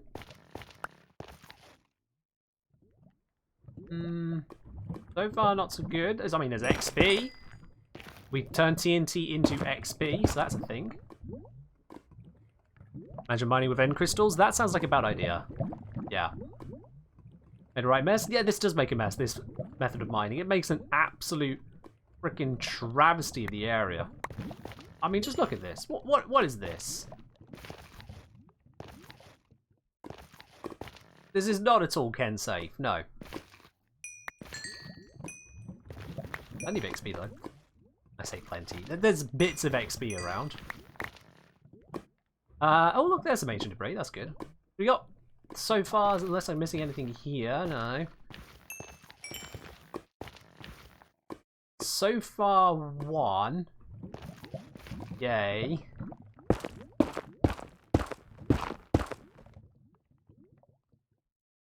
Osha's weeping in the background. Oh, we're in a different dimension. It doesn't matter here. Like, Osha would probably be upset at the first point of entering hell for mining. Like, I'm fairly certain Osha would have some serious problems with that. Not to mention just general ethics committees, such as, why have you discovered hell and thought the first thing you could do was capitalize on it? Yeah. It's a thing.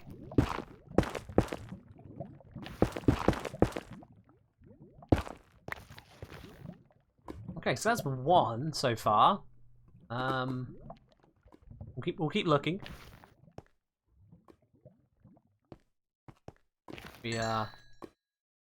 We're fixing my pickaxe slightly as well, so that's a thing. If I do it like that, I'll make sure I grab all the XP for it.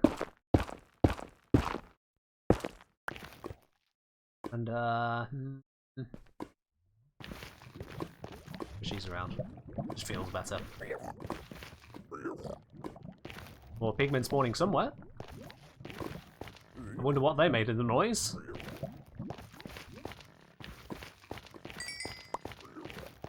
This is proving to be mostly XP for me, really. Where's... Oh, God!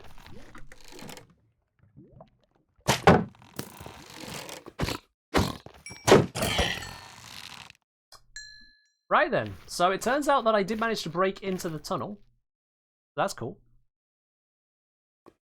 I thought I made the other one far enough away, but apparently not. The TNT managed to scooch on over to it. Sure. That was the Osha Inspector. I fired him. I cut through the paperwork and his face. But it's fine. Yeah, this, however, this mining expedition of using an entire stack of TNT, gotta say, is it's not looking to be really that fruitful. I got one ancient debris that way. Now, granted, it was pretty fast at exploding, but it was one. It was one. Hey, that's not a lot. And TNT is not exactly infinite, and the bed method is just hassle. I don't like doing the bed method at all. I'll fly into the lava. Yeah. Yeah, I think I'll take a pass on that one. I'll stick to the mining. The mining may be a little bit harsher on the bitrate. The mining might be a little bit less explosive fun for those of you can't go 5 minutes without an explosion happening in your headphones, but sure. You know, I mean, you do you. Build TNT duping drill? What do I look like? Doc M? I know Mumbo Jumbo also had one of those. That was Hermitcraft 7, wasn't it? To help find the Resistance headquarters, but yeah. I am not part of any of that.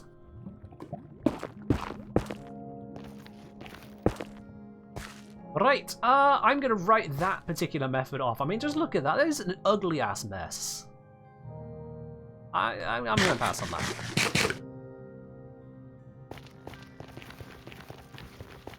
Let's go back to good old drilling.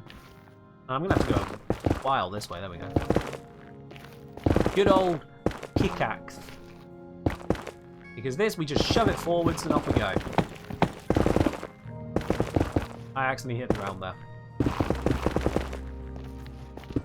That got me for a second. I thought that was good. It was not.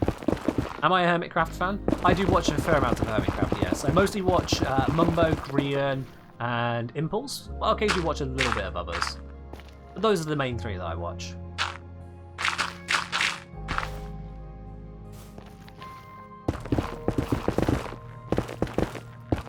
Mumbo took a very long time out recently. Needed a big old break, and I respect that. I really do. I respect it.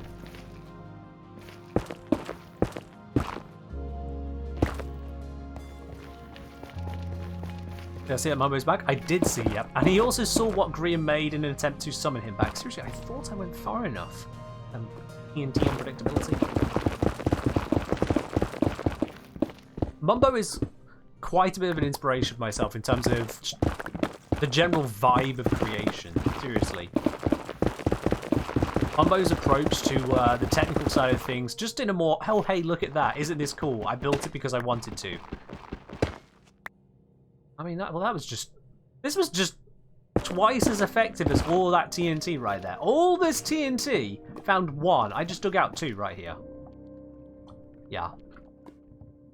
As I was saying, yeah, Mumbo is an incredible creator, and it's part of an inspiration for myself in what I do. Not the only inspiration, but he is part of it. You'll notice there are some similarities between his approach to videos and my approach.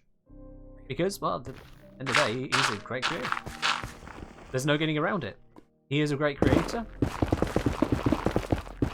As Scar says, he's a man that leaves you chaffed to bits. And if that doesn't sound like it makes any sense, that's because Scar said it.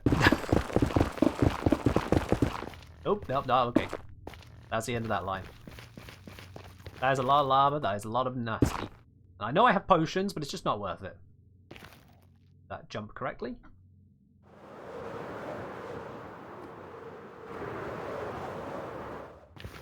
See? And resetting as well is so much faster doing it this method. Because I don't have to dodge pillars of lava and whatnot. So I have a new creator to check out. Well, if you mean, if you've not heard of Mumbo Jumbo before in Minecraft, I suppose most people technically haven't, but yeah. Definitely check him out. He is a wonderful creator. Absolutely wonderful. I would say what he got up to in Season 7 of Hermitcraft is probably better than what he got up to in Season 8. And then Season 9, he took a break shortly into it. But he's a very technical guy. Very technical guy. Oh, hey, look at that. See, this is more like what it was supposed to be. This is more like what I was supposed to experience with you guys earlier.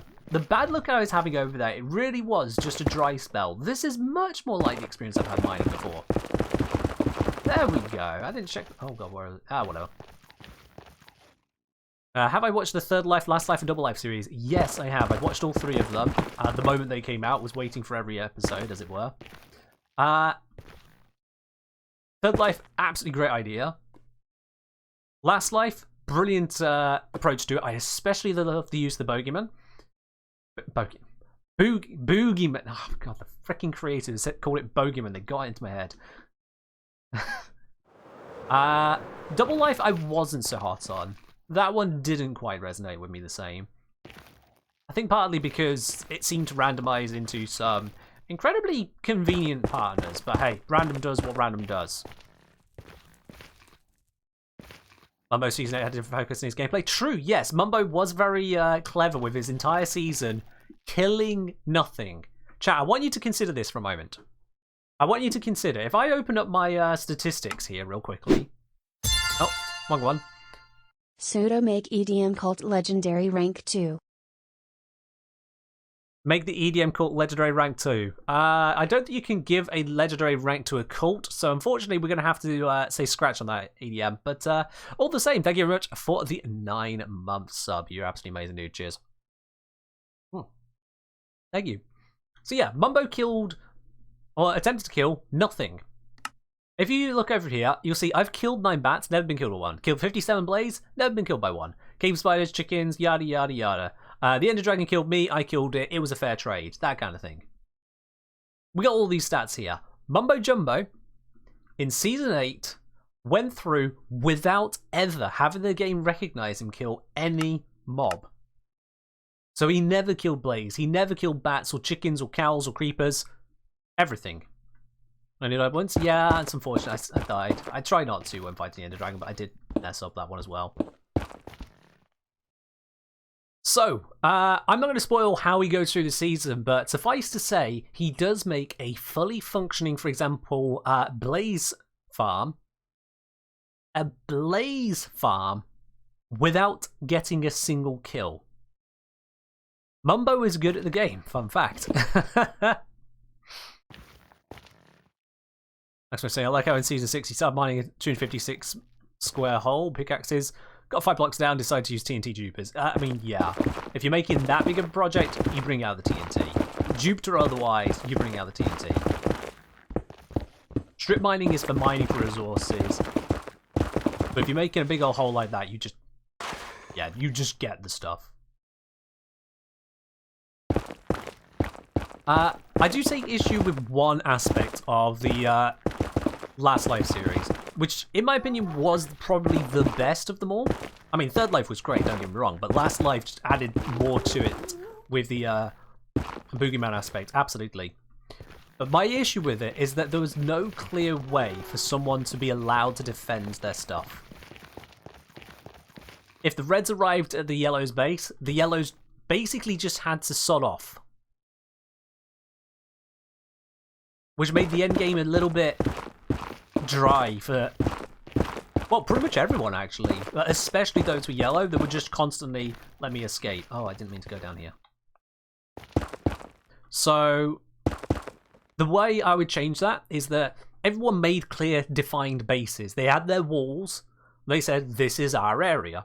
So the very simple solution is that you change the rules. If someone who is not part of your base enters your base, they are a legitimate target. Not just they have to start fighting with you as well, which was the default rule for Last Life there. Simple. If they're in your base, they're a legitimate target, no matter what they're doing. If they are not an inhabitant of the base, they're a legitimate target. Hell, you could go so far as to make it where, even if they are a member of the base, to allow for backstabbing. If you are in your base, you could attack someone else, start the fight. Exactly, Penguin. Yeah, they couldn't start the fight. They could only fight back once combat started, but it meant the Reds could just kind of come in and start raiding chests and taking things, or just being a menace. And what could you do? What could you do as a yellow? They couldn't, because, well, they're not technically fighting. The ground rules weren't really there. The person who understood it best was Grian, but that's because he kind of sets the rules. It's Grian. Grian does as Grian does. You can't really put a rule on that. But that's the one change I would have made to that setup. Everything else just worked. But that one little change of if you are in someone's base, they can start fighting you no matter what. That, I think, would be the absolute bee's knees. That would set it up perfectly. Well, actually, here's Hermitcraft. Hermitcraft is a multiplayer whitelisted server with a number of creators. They're all creators, so no one's just kind of playing by the by. the key aspects are, firstly, they are hermits, so they operate their own individual bases, primarily. But they can also interact with each other. And secondly, it is a friendly server. So there is not constant PvP, there is not aggressive land wars. The most aggression they have is in their storylines. So, for example, someone might declare themselves king, and enough of the hermits go along with it, but then others decide to set up a resistance. Or you could have it where someone decides to spontaneously put someone else forward to be mayor of Hermitcraft. That other person has no idea they've just been put forward as mayor. And others join the race to become mayor of Hermitcraft, and there is an election campaign, an election, and then the mayor starts passing rules and whatnot. And other people, again, fight the power and decide to challenge the mayorship, etc. I need a jump spot. I can't just jump it. Oh, I did that wrong. Let me try it again. I don't usually do that wrong. There we are. Ow. So yeah, Hermitcraft is a friendly, multiplayer, creator-only Minecraft server, which is minimally modded. It's got some mods to make life easier. It's got some mods to make life more interesting, especially from a creator perspective, but it's not like they've got Vault Hunters or various, what was it called, RL craft stuff going on. It is very much close to vanilla. Very much close to vanilla. Green is about habit asylum. Green is one of the most intelligent creators out there for Minecraft. He really is. From its technical standpoint, he's not the best at various aspects, although his building skills are pretty solid. But Green is one of the smartest creators in Minecraft. Not on the server, in Minecraft. And that is because of Green's ability to bring out content from others through his own actions. He doesn't sit back and let others make content and just kind of be present for it. He's not react content. He inspires content in others. His very presence creates situation scenarios. He knows what makes a story happen. And he is happy to be protagonist and antagonist at the same time for said story. Green is seriously one of the smartest creators out there. If you want to ever get into content creation, the first thing I would recommend, if you want to get an idea as to what a good content creator looks like, is just watch Green. Watch a series of Hermitcraft. Series 7 would be pretty much my point of go-to. This is an example of a man who knows how to make things happen. Either that or watch his Third Life and Last Life series, which he spearheaded. He really knows how to make content happen. Right, I've come back out of the mine there because that pickaxe is getting a little bit dangerously low, so let me fix that real quick. I do need to fix up my pickaxe right now. Oh, hey there. Well, let's get a little bit of XP. Yoink. Or he lived in a jungle? Yeah. Yes, Green lived in a jungle in Season 7. He made the absolutely massive mansion, as well as having the upside down. There was the mayorship, there was the wall, there was the button. Although that was Mumbo's creation. Yeah, Green is a solid creator. Absolutely solid. I do not need all this netherrack. I'm going to just chuck this out somewhere. There we are. Never going to need that much. Hello. I have no idea how I'm supposed to pronounce your name, so you're just KJ now. Hello. Alright, let's fix up this pickaxe a bit. You and you. Easy. It's pretty effective to get some XP on this. Thank you. I do need more villagers if I want to max out stuff straight away, but this... I mean, this does a pretty good job. Look at that. Already the pickaxe is over halfway repaired, just like that. And whilst I'm here, you know what? Let's get some glass. Glass is always a nice thing to have. Because trading for glass means more XP. That one's not a glass trader. There we go. And I'm trading it with the emeralds that I just got from selling the iron, for XP.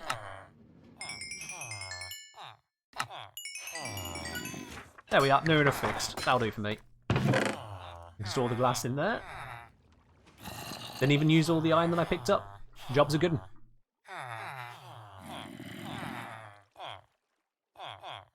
Me would never finish the back of the build. Oh yeah, a lot of the hermits will not finish the back of the build because a lot of them are facades with centers rather than the backs. It's about the presentation, and I get it. I really do get it.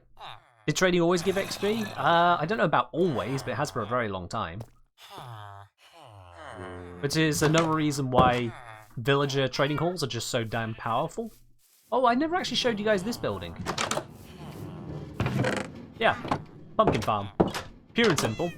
I've not even gone for the expense of having loads of observers and whatnot. This is very simply on a redstone hopper clock and just pulses every now and then. Ready for netherite? Yeah, I'll be back on that in a moment. But this just constant pulses. What do I use the pumpkins for? Oh, very simple, my friend. What I do is I grab a whole stack of them. I go empty here. There's the cat, by the way, the anti-creeper cat. I go to this guy right here, and I turn pumpkins into emeralds. That's what I do. That's what the pumpkins are for. They're another source of emeralds. If the iron runs out, I have pumpkins. I'd need to get more farmers to really make the most out of this, though. It's as easy as that. Have we got much? Oh god, wow, they have eaten every last little bit of grass. That's for you idiots. Just as an emerald farm? Yeah, pretty much, yeah. I can use it for other stuff as well if I wanted the pumpkins, but it's pretty much an emerald farm. And it, by extension, an XP farm. This is looking nice, isn't it? I'll just leave it for now. Yeah, let's store the emeralds in the shiny box. And add that to the smelting pile. Yeah, that's still working through all that gold there. It's fine. Let's see. Why is there soul sand in the hard stone box? No, that goes there. Where am I putting? Yeah, that goes into there, and then I've got over here is my netherite box. That can take that. I've got blackstone can go into there. Gravel. I'm gonna need a gravel box. Well, that's a thing. Drop this off here. I've got 7 ancient debris. Did I put one away somewhere? Or I do I just... I think I just have 7, don't I? Yeah, I just have 7 ancient debris. So I need to go get some more. You get full netherite? Yeah, I'm working on it, yes. It does take time. Have I any suggestions for my case? Oh, wait. Whoa. Whoa, for your case? What case are we talking about here? I've missed other stuff.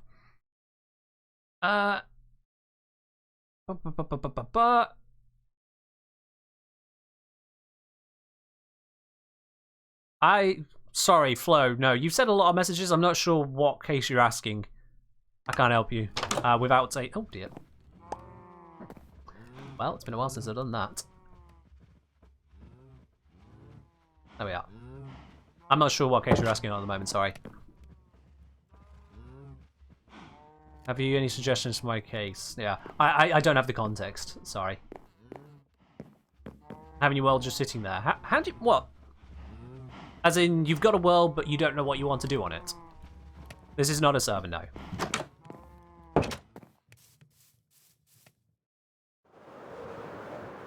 You can't think of anything to do. Then don't. Minecraft's a game, not a job.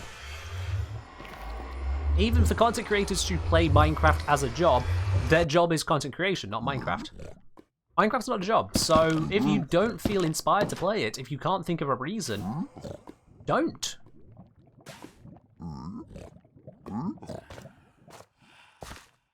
If you need something in Minecraft, you need a base, cool, have a base. If you don't know what base to build, open up Google, look up what are some Minecraft bases. Oh, this is getting more and more dangerous down here. Did I just pick up a bow? I picked up a bow. Oh, okay. Well, fair enough. You don't have to put it in practice. Okay then. let's think about it this way. How would you go about deciding what you want to build? Okay, that is multiple gas. I'm just going to stand up here a little bit. I don't know where they are, but this is going to be slightly safer. All right. Let's think of it this way. What do you need your base for? First and foremost, Flowing Thoughts. I come from a very practical approach to a lot of things. So let's start there. What do you need your base for? Do you want a base that is pretty? Do you want a base that is housing loads of farms? Do you want a base that is a distributed village setup? Or do you want a mansion style base? A mega location? A micro location? Do you want a base that is a challenge? A base that is all about the colours and about the design? Storage, farms, and fashion. Okay. So storage is easy. Storage is a storage location. How you go about that storage, you can do it in various fashions. Farms, again, you can do that in various different ways. Farms are usually isolated units. So like with my village upstairs in the overworld, I have my multiple buildings which represent the different things going on. So I've got a pumpkin farm, and then it's got a fancy slipcover over it. My villager trading hall, which has a design around it. My iron farm even has a pattern on it, copied straight from Impulse. You're thinking of hunting for a volcano biome? A volcano biome? I don't... That's not... That's modded. There isn't a volcano biome. That's modded. There is no volcano biome.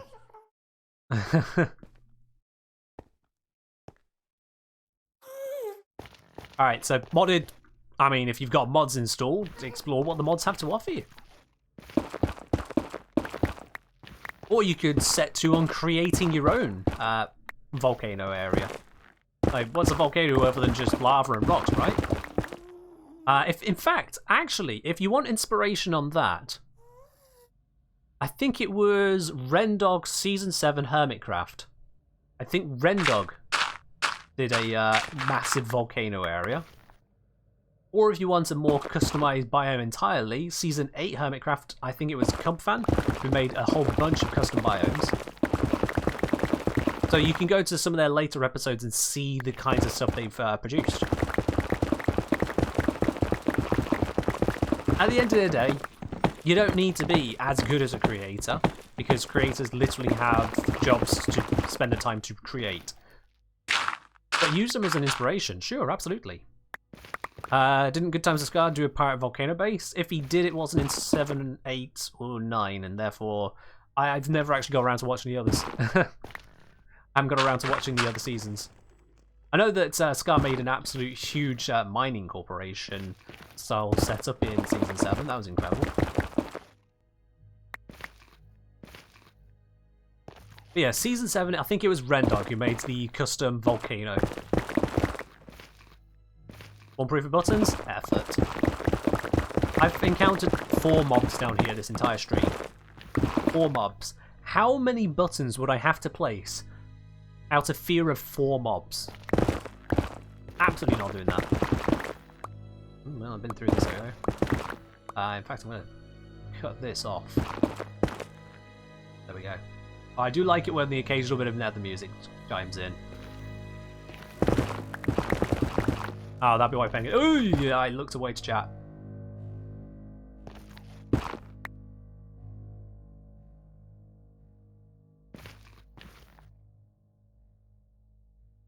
Fly!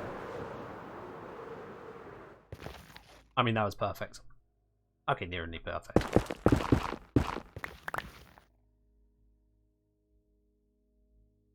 Exactly, Cosmo, yeah. Same with any game. At the end of the day, it is meant to be there for fun. If you want to play it, but you can't figure out why you'd want to play it or how you'd want to play it, that's part of the reason to want to play a thing, is that you know what you're going to do. If you've not got any concept or idea, you just kind of sat there like acting like you're a writer with writer's block, go do something else. Go look for inspiration, much like literally a writer goes looking for inspiration. See what others do. Get some other experiences. If you're looking for architecture, go out and explore your city. I'm assuming you're in a city. If it's biomes, go out and look for biomes.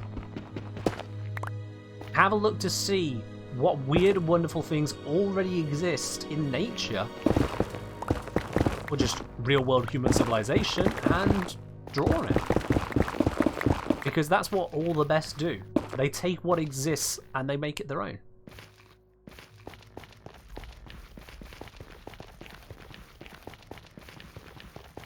When it comes to transporting yourself over to another base, if you've got yourself 27 shulker boxes, which isn't the biggest ask, 27 shulker boxes will fill up an ender chest.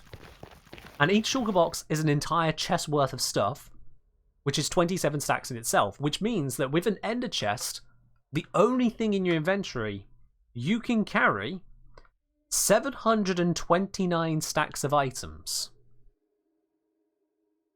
729 stacks of items. That's a pretty decent amount for moving. You don't even have shulker boxes? Well, there's something to do, Flo. Shulker boxes are absolutely game-changing for carrying resources around. Having setups and working on constructions and whatnot. You're literally in a new world? I mean, if you're worrying about building a base in a new world, step one, get the materials. Like, have yourself in a position to actually do stuff. This isn't for show. This armor, the wings, the shield, the pickaxe, all of this, the ender chest, that's to allow me to do more effectively. The start of a world is gear up. Be able to take on the challenges without it being a slog. Like, the ability to just carve my way through netherrack with reckless abandon like this. Like, oh, was he using up the durability on my pickaxe? Not to worry, I have a villager trading hall. If I die, I get the armor, I get the XP, I get the books, all from the villagers as well, so none of it's an issue. Ah, took that out nicely. Shulker boxes literally internalized backpack pods. In a sense, yeah. Shulker boxes are a great part of vanilla Minecraft, absolutely legendary part of it.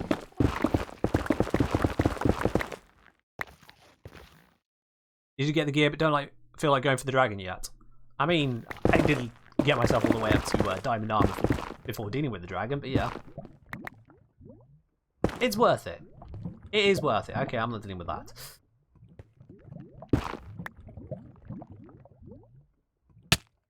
Ow. Slightly mistimed my rocket there, but it's fine.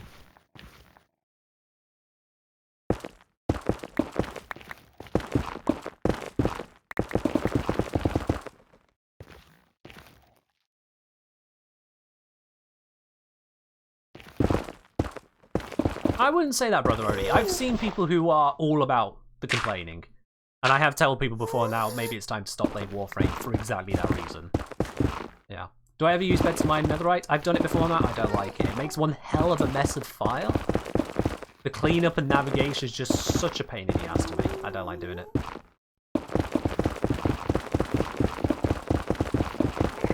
Now, if you want to see what it looks like when someone's complaining about a game that they've just gotten tired of, I can bring up some threads on Reddit for people who've been complaining about Warframe, and they really, really should be done. Like, they should just look at what they've achieved, what they're complaining about, and realise, no, they played the game. They're no longer interested. This isn't that for Flow. Flow is completely different here.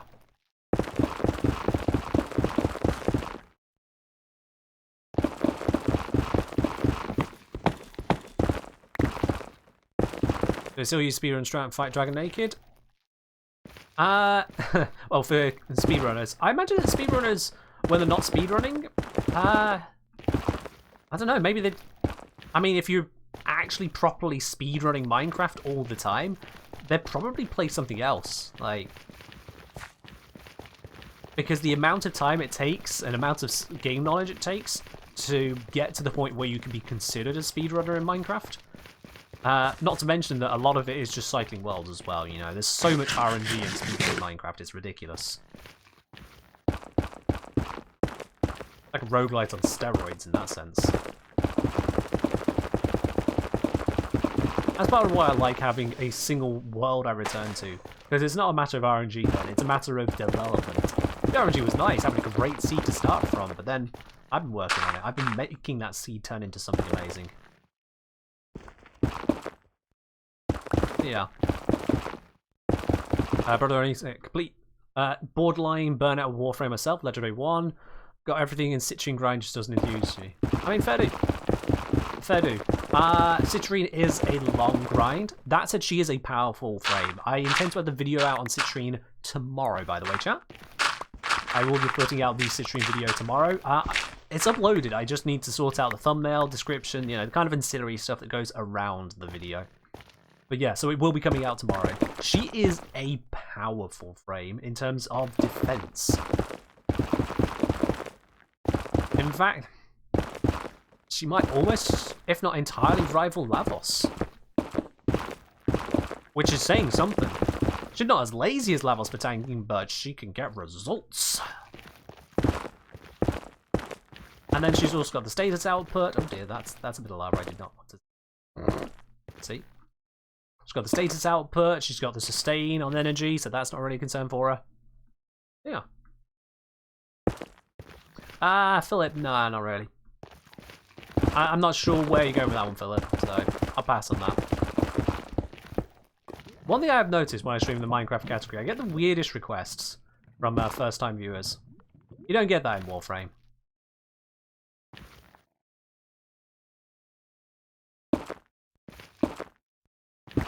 Oop. Okay, yeah, I'm just gonna skip out on that section. It's hostile. Let's fly down the tunnel, take the next step along. It's fine. Ow. I'm gonna drop that. There we go. Split that up just so I can carry more gold. And to ask, why does Lavos make such a good tank? Played him a bit, I don't really see it. So Lavos has some amazing armor straight off the bat and a lot of health. So this gives him a lot of ability to use health tanking as a general survival trait. He's got his first ability, which allows you to heal from hitting enemies, and it's very good. On top of that, on top of that, Lavos also works very well with the Umbral set, with the Adaptation mod, and he works very well with Arcane Grace. With Adaptation, Arcane Grace, and Umbral set, you've got a lazy tank that you don't even need to pay attention to 9 times out of 10. You could just walk through Steel Path, shooting things idly, and just not die. And if things do get a little bit tough, you notice your health goes down, you press 1, oh god, you're back to full health. Now what? Lavos is amazing at being a lazy tank. He's not the strongest tank in the game, but he is a lazy tank. Kinda hard to mess it up with him.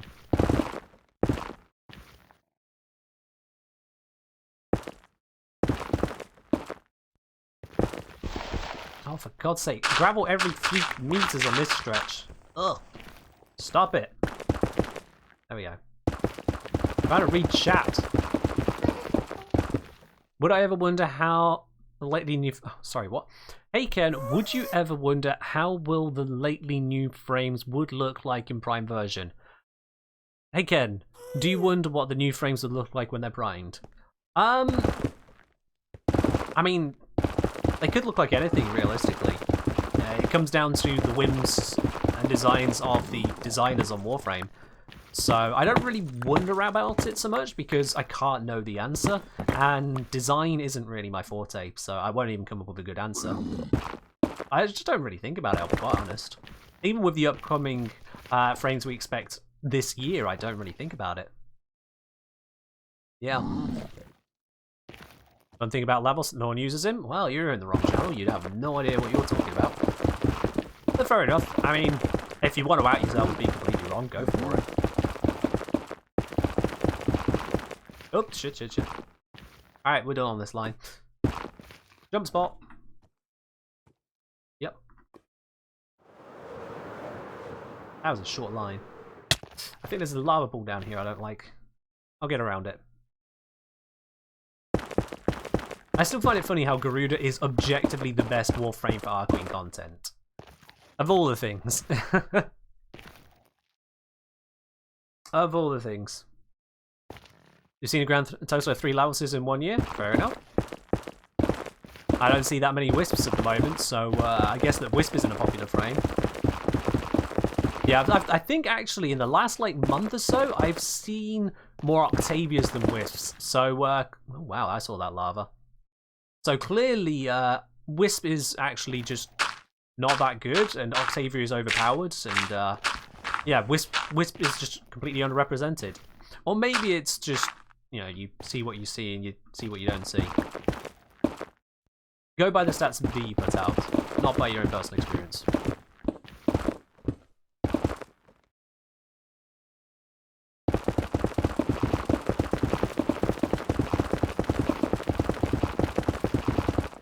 Wisp is massively overused, comparatively speaking, but she's a very powerful frame, so it's understandable. But by pure coincidence, it just so happens that I've actually not seen a lot of Wisp recently. Pure coincidence. Now, Lavos has got his place. The biggest thing that holds people off on Lavos is that they don't want to get used to the idea of infusing elements onto him. They overcomplicate it in their head as a reason to not have to think about it. Either that, or people are just dumber than I give them credit. But I'll be charitable. Lavos isn't actually that complicated a frame, seriously. The most surprising thing about Lavos is that he procs finishers. And I feel like almost no one knows that exists. Okay, that's being a dick, so I'm just gonna go. I do feel like almost no one realizes Lavos can proc finishers, but hey, proc open up finishers is what I mean. Oh, I did that just wrong. Try it again. Go. There we are. Lovely.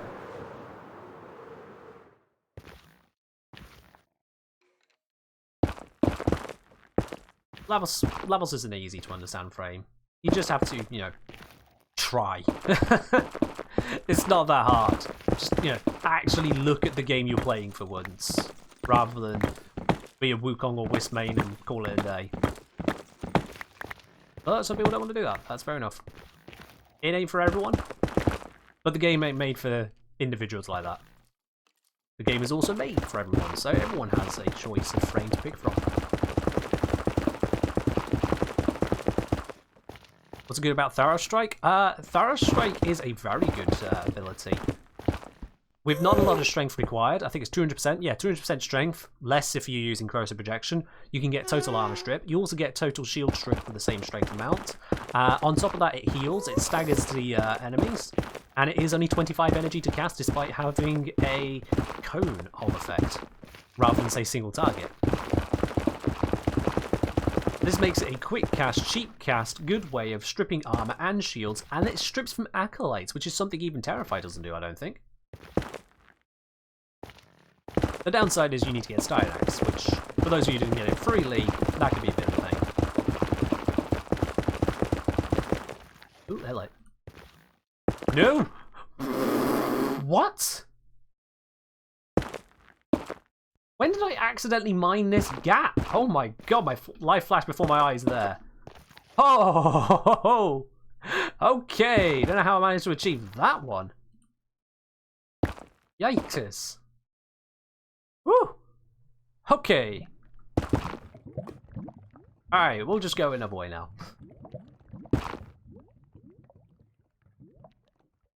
You gotta love those little jump scare moments, chat. You gotta love them. Oh, what? Oh, that's rude.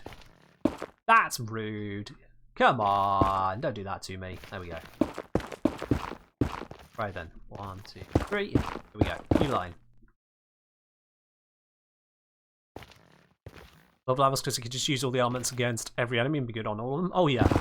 Going up against Corpus anywhere, even onto Sealed Path actually for a lot of Corpus missions, and just putting Toxin onto my Ford, not even status priming them, send it out there. The status duration will kill them soon enough. They all just melt. It's beautiful. That did not block off the lava. That blocks off the lava. Do I know if using Proteus Repair Dispensary to repair the Sentinel allows it to reuse regen? Prime regen? No, it doesn't, Spartan God, no. You get back your Sentinel, but the mod has been used up at that point. I'm like 99% certain on that fact, I think, yeah. Because it's the same with the Parazon mod. What's it called? Parazon mod. The one that on 3 mercy kills in 40 seconds gives you back your sentinel.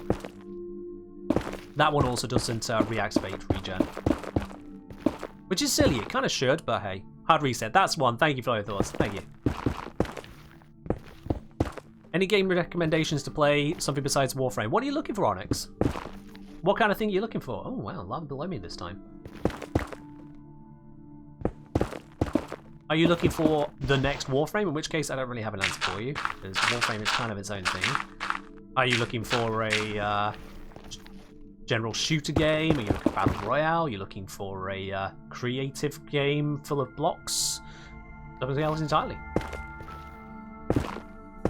We put Radiation on Lavos' Rush. Oh yeah, Vital Rush Radiation, or just Radiation in general from Lavos, is a brilliant, underrated crowd control tool, because turning all the enemies in a huge area against each other for an extended period of time, it's brilliant. Radiation already has an enhanced duration, so the fact that you can have it even long with Lavos, the enemies just get shut down. They're too busy looking at each other to look at you.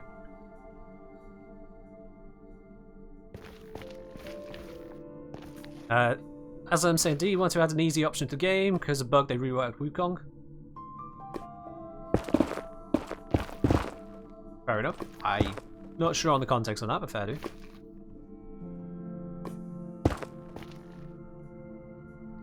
It's alright with there being easier options in the game, so long as those easier options do not overshadow options which take a bit more effort in doing. When the easy options become the best option, that's when it's a problem with balancing. More effort should give you greater results. That's Game Balance 101.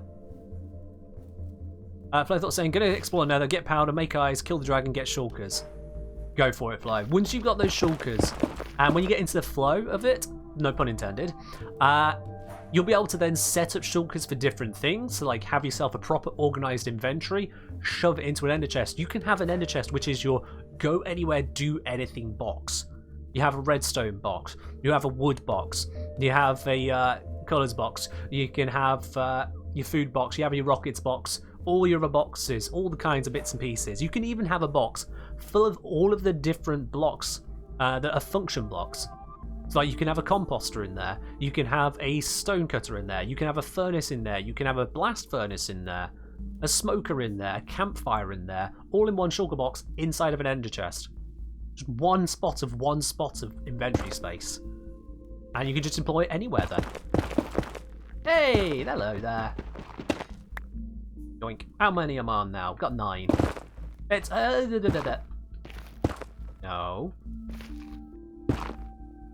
Thank you. It's slow going, but we're getting there. It's nice and chill. Does this inventory system? Yeah. A properly organised ender chest of shulkers is a thing of beauty. When you get into the habit of using it properly, oh, the freedom it gives you. Because at no point do you go, oh, I need to go get one of those. Do I even have one of those? Do I need to make it? You just go, oh, I need that thing. Yep, up, chop, stop, done. It's wonderful. Like Swiss Army knife on steroids. Hell, this Swiss would love to get an army knife as powerful as a shulker box in a chest. Not to mention, you know, interdimensional, supradimensional space would be amazing, but hey, that's a little bit different. Won't be wonderful if you don't organise? Yeah, you do need to be organised. You don't necessarily need to name everything. You can just colour the boxes, and that will give you enough information right there. You can also get mods and whatnot, which will show you what's inside the shulker boxes more comprehensively. Like, these are empty right now. If I just do this real quick, pop some stuff into there, pick up the box.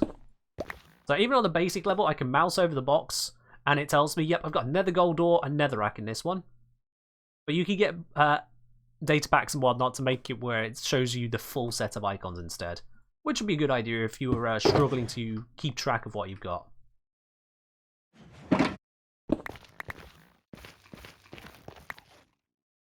Yeah, Flo's got that mod. There we are then. Right, can I continue going here, or was that a... No, that's not a lava pool. That was a single source block. That's good. Oh, okay. That's a lava pool. Yeah, that's a lava pool. Okay, I'm done on this line. That was unfortunate.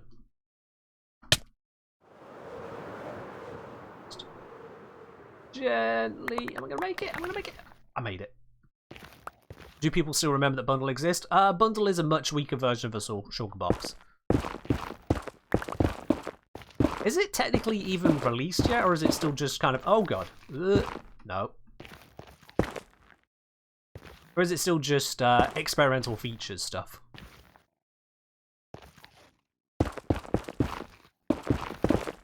Why am I even doing... Oh, I did it again. I wasn't paying attention. I'm meant to be just digging a line here.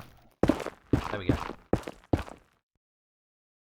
Bundles exist. I think there's still a beta feature. Experimental to be released feature, but you can try them out at the moment with Snapshot. Oh yeah. They're coming with 120, I believe.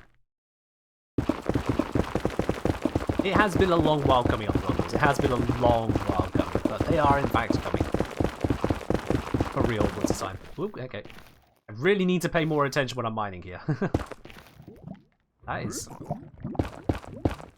Yikes, that is 3 blocks deep. But I have got some gravel I can use to help fill it in. That makes life a little bit easier, for once gravel has a use.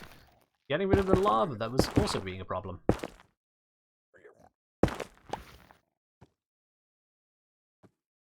Would be handy if there was a lava walker enchantment. Yeah, that would be nice, wouldn't it?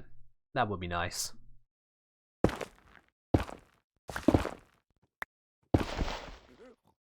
But still, this is a vanilla world, so it's fine. I handle. That's part of the challenge with Minecraft, is finding a way to handle with what you've got, but at the same time, mods also give you new things, new tools.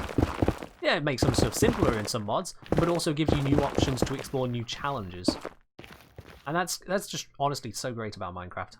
How much you can tailor it to the kind of game you want to explore.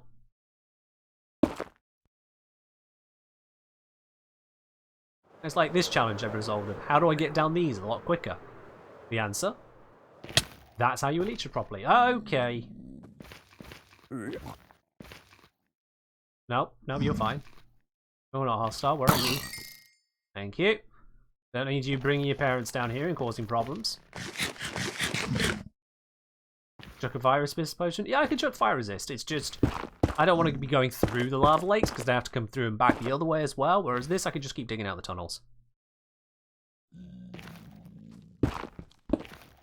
Like, Minecraft, you would break everything you see. Yeah, it's alright. I don't consider it a requirement for a game, but where a game implements it properly, it's still nice to have, yeah. Because it was interesting in points about, for example, the Battlefield series, how destructible terrain was always a big part of that. I only ever played Battlefield 3 properly, but yeah, it was nice to have. But the counterpoint to that is, it only allowed you to destroy some stuff, because at the same time, if you could destroy literally every pixel, then players would just throw out explosive grenades until just the map was a flat plate of dust. And that would suck. With efficiency 6 and beacon, you can install deep slate. Yeah, modded, but yeah. I'd rather that deep slate just didn't take longer to mine. I don't know why they made that design decision. Like, was Instamine so much of a threat to the balance of Minecraft that they had to invent deep slate being slower to mine? I don't feel that was necessary. It was bad enough separating your ore distribution like they did. Interesting in a sense, but not that interesting. But then they just made mining slower overall. It's like, come on, bruh. That, I do say, was a poor choice.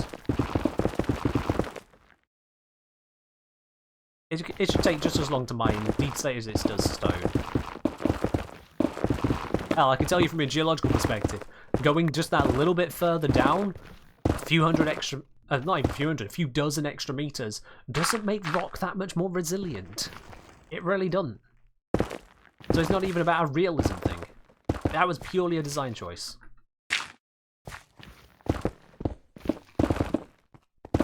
But hey, here's what we got. Yep, that's that lava pool again. How far is this damn lava pool gonna go? This one is really cutting me off. I don't like it. it continues here. I can reasonably safely kind of cut an edge around this. I'm gonna be careful about this. How far does this go? Oh god, it gets worse.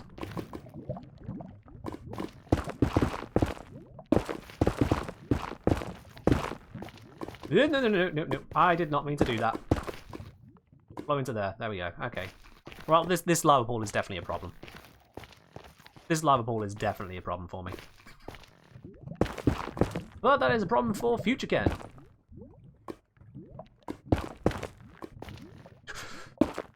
Oh, my heart dropped there as my feet did. Let me get an angle to seal this up. Safety's sake. I don't want to just run into flowing lava. There we are. I know, yes, absolutely. Barrow's finally delivered. Finally! I'm bringing him back that Prime mod. It's been a while.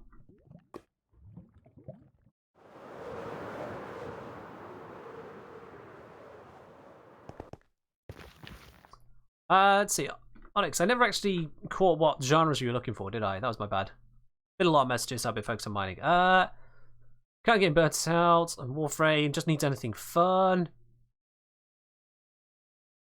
Something casual but not too easy. Could be single player experience if needed. Rather avoid battle royales as a whole. I mean, have you played Slay the Spire? So that's a deck building game. That's single player, but it also has a fair amount of challenge to actually figure out how to play it. If you wanted something more sci-fi but still roguelike, you've got FTL. It's another great game. If you wanted something sci-fi but it's more ongoing, you could look at Elite Dangerous, for example. That's got a very solid single-player experience to it. I mean, just open up Steam, really. Have a look. What's highly rated? Pick something new. As you just say, gonna leave practical problem to future Ken. Oh, that problem. Yeah. Yeah, lava pool. Yeah, I'll handle. Ah! That was too early. That was a single spot. Shut up. Pigman there just wants to get stabbed. Believe me, I'll stab him. I'll stab him.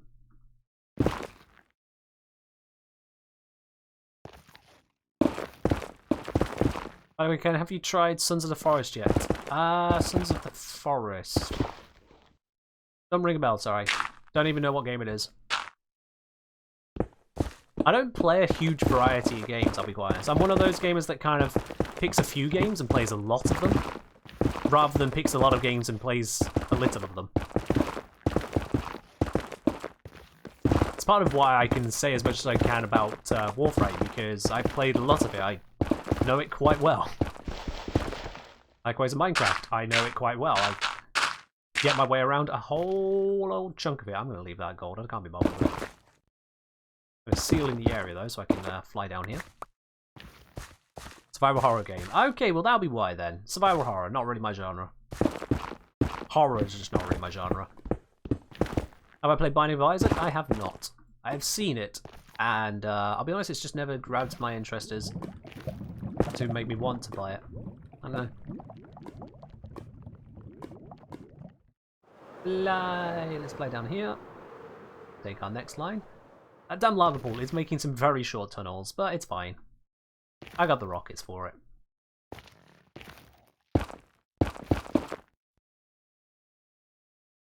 And survival game, Cannibals and Mutants. Oh, I've seen some YouTubers play that. It doesn't look to interest me, I'll be honest. Not my kind of thing. It took me a while to realise this, chat, but open world survival games mostly just don't interest me.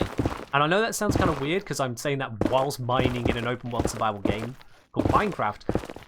Minecraft grabbed me much earlier on, and it plays very differently to almost every single other one of those. Very differently. But I tried with Valheim, and I just couldn't get interested into it. No Man's Sky, I'll be honest, I am tentative on the enjoyment of, but it has its restrictions and limitations for me, which don't grab me. it turns out that for me, just trying to survive isn't really that enticing as a game. Just trying to survive. I like my creature comforts to the point that having them taken away in a game actually just ends up kind of sucking. I'd want to be more creative. Want to be more exploratory, but not quite in that sense. I prefer my shinier stuff and prefer a proper home to go back to, I suppose. Again, I like the creature comforts. Or just give me a game with the action and then I'll just go back to life if I want to survive. Let's face it, real life is full of survival. Oh, it's definitely full of that.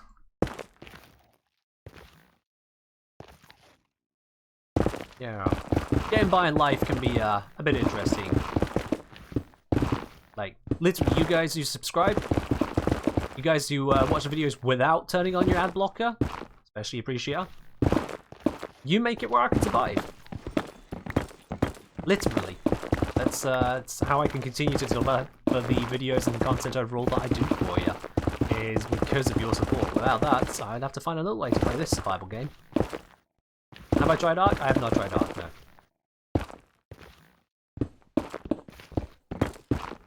Does having YouTube Premium still give you money? Yes, it does, yes. So YouTube Premium, basically the same cut of premium revenue is put aside as with ad revenue, because YouTube effectively goes through the same process of procuring that revenue. And then that is split up between creators based on the views they get from YouTube Premium watchers. So yes, absolutely. YouTube Premium is exactly like you had the adverts playing, but you don't have to watch the adverts. And you still support the creators the same amount. So, yeah, absolutely. YouTube Premium, if you don't like having the adverts in your way, do it. Although, and I know I shouldn't technically say this, but if you do support me on a platform, like if you're a YouTube member, or if you are supporting me on Patreon, and then you block the ads, well, you know, it's fair trade. That becomes a YouTube problem at that point. And you know what? I think they're fine. But yeah. Ad block, because of a lot of websites have dodgy ads which can be dangerous, or just obnoxious, hiding from the content entirely, and causes the website to load badly. Yeah, I can understand that. There's a couple of websites I've used where they have not been careful about the adverts they've picked, despite complaints, but I've still needed to go to said websites. So ad block for safety purposes? Sure. But if you ad block on YouTube, where it's just a case of, oh, I don't want to sit through the ads,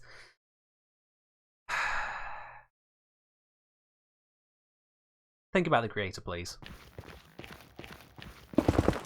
We're not exactly minted. Not all of us are Mr. Beast, believe it or not. YouTube policy is literally bullying user into submission. I don't see how you come to that conclusion, Daitai, but fair enough. If that's your perspective on it, sure. I have a different perspective on what bullying is, but sure. If someone advertising something to you is bullying, okay. I guess.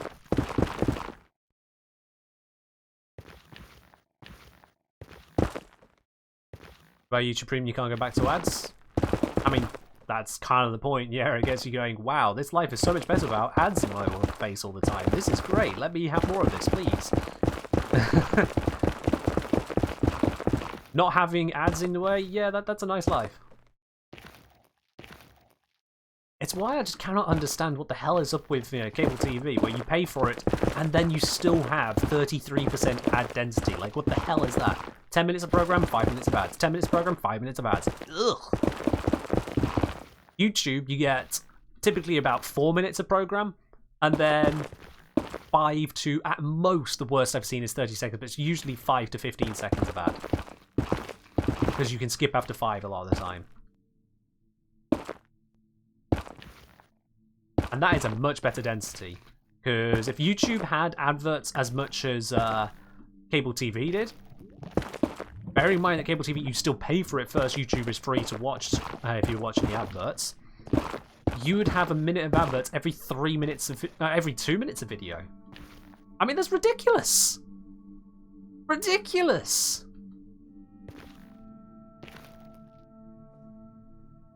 I say, best live mean TVD. Sorry, if TV doesn't have ads, no one ever get ads. I'm sure that's how it works. Ads were around before TV was, so no.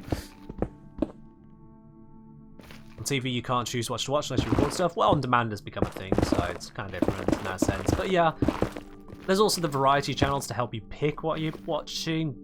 Yeah, it's just TV in general. It's out of date.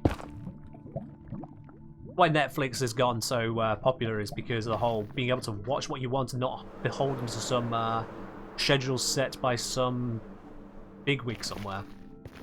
You choose what you want to watch. It's so much better. So much better.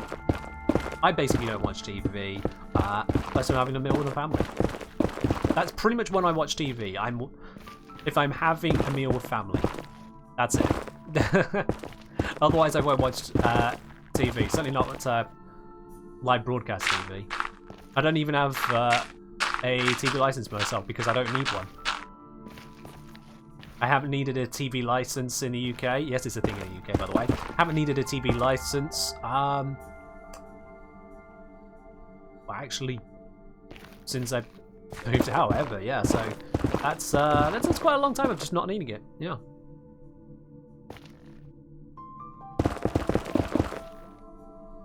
As I say, not to mention YouTube, never care about the ads quality, yet they have the audacity to police what creators upload on their platform. Do you know why they do that, Daytime? Do you know why YouTube polices the creators to the extent that you are concerned about? Do you know why they do it? And do you know what the restrictions are that YouTube places on creators, actually? Do you know what the rules are?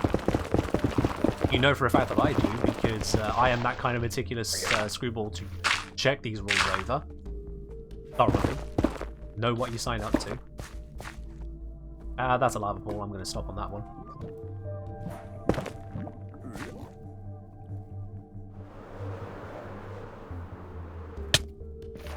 It's by SSL? I know. Let me spell this out, because a lot of people like to complain. I've got 10 ancient debris so far. Not a lot. Really not a lot. It's not gone how I hoped. Oh well. A lot of people I've noticed, and this keeps on coming up as a thing, a lot of people like to complain about YouTube's policies, and oh, let's get rid of him. Let's get rid of him because he might be a threat to me later. Let's check for others whilst I come down here. Is he down this one? Nope. There he is. Oh wow, that was a one shot. Get wrecked. Your gold armor did nothing. Anyway, yeah, what was I saying? A lot of people I've noticed like to complain about YouTube's policies. A lot of people like to be, oh, YouTube is terrible. YouTube is putting in all these top restrictions. They're saying you can't even say anything on YouTube anymore. YouTube's failings are, one, a general lack of communication when you have got an issue. They could definitely improve on that side. And two, they are pretty bad at reacting to hate speech dog whistles. Let's put it that way. Everyone on that side of the spectrum, your anti-vaxxers, your nut jobs who are using codified words of calling out hatred against disadvantaged communities. Did they get a new CEO recently? Yes. YouTube has got a new CEO very recently. But YouTube's general policies for your average creator are perfectly fine to work with. Unless you want to be swearing left, right, and center all the damn day.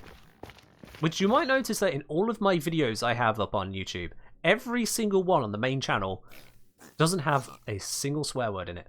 Man, I'm spawning more and more of these guys down here. Not one! I don't know if that's even occurred to any of you, that every single one of the videos I put out there is completely expletive free. And that's intentional.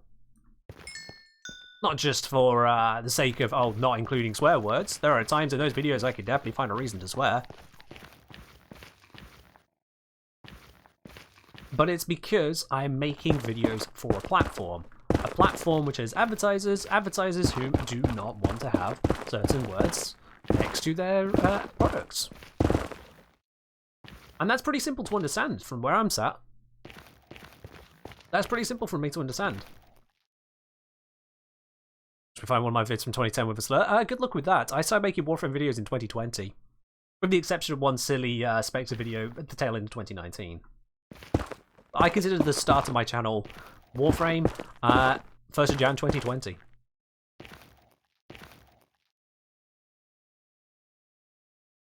So the reason they did that, Asm, the reason they banned certain topics is because of the sheer amount of misinformation and lies, as the saying goes. A lie can get halfway around the world before the truth has even got its shoes on.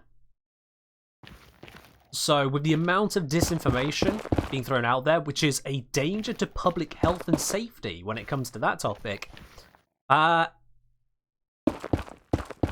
what it means then is that the best way for them to address it is to simply just blanket stop it and say, look, no, there's already the content out there. You can look at the medical professionals, the CDC in the US and NHS in the UK and whatever else you need to listen to on that side. Listen to the professionals. We don't need everyone else and their dog making some content about it. Our advertisers absolutely do not want to be involved in this. Piss off. And I'm fine with that, yeah. I'm absolutely fine with that. Is Meet Equinox in 2020? Yeah, Meet Equinox was 1st Jan 2020. Colleagues at my old workplace loved that one. They didn't understand it, but they loved it. It was goofy. I didn't stick with the goofy format. It's not me. Well, it is me, but it's not enough of me.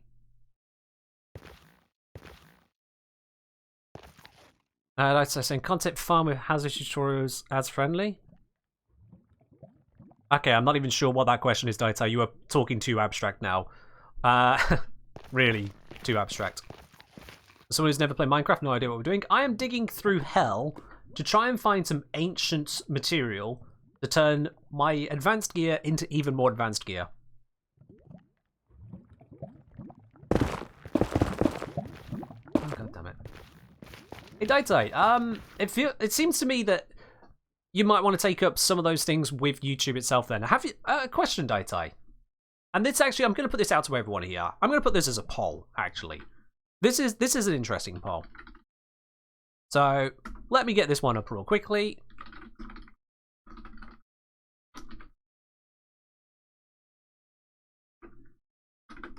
There we go.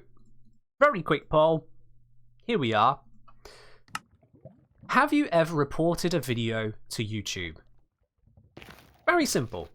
This goes out to every single one of you in the channel. The poll is up there at the top of your chat window. Have you ever reported a video to YouTube for having inappropriate content, that kind of thing? Okay, there's a loud poll right there. That's the end of that approach.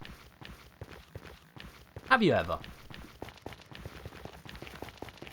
Do shorts count? Shorts are videos, so yes.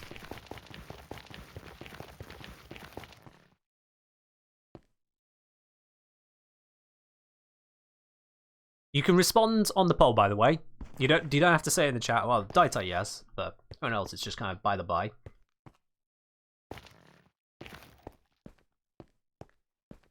So the reason for my asking there is a follow-up question. So those of you who say no, how do you think YouTube finds out about problem videos? Also, this pickaxe needs repairing. Let's go do that. How do you think YouTube finds out about problematic videos? Because, I'll tell the answer. They find out by it being reported. Pure and simple. This is where a number of creators have complained in the past, and I can walk you through a process which has happened multiple times over. I've seen the same complaints multiple times over.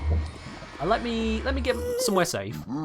I don't like standing around in the nether, to be quite honest with you. Oh my god, it's daytime. It's about to be nighttime. About to say it's daytime when I get here. Nearly not. Let's just drop ourselves into safety. Here we go. Right then. Something that comes up multiple times over. Let's grab ourselves a real quick notepad here. Let me walk you through the process. This is something that has happened many times over. Creator uploads a lot of content. YouTube appears to approve it. Creator uploads something that gets flagged. And the creator's like, what? No, why? Why is this being flagged? I've done nothing wrong. It is the same as all of my other content. So, creator reports to YouTube, says this flag is in error. Now, did the creator actually do anything to check about this? No, of course they didn't bloody well do so. The creators who complain about this stuff didn't check to see what guideline they may have violated. YouTube's flagging system doesn't give them a lot of information to work on, but they could just kind of, look into it. But the creator doesn't. That's why these stories end up on Reddit and Twitter and all other kinds of places. People are like, oh, blah, blah, blah, blah. Follow through. So the creator then reports to YouTube, they say, this flag is an error. YouTube looks at the flag, sees it is not in error,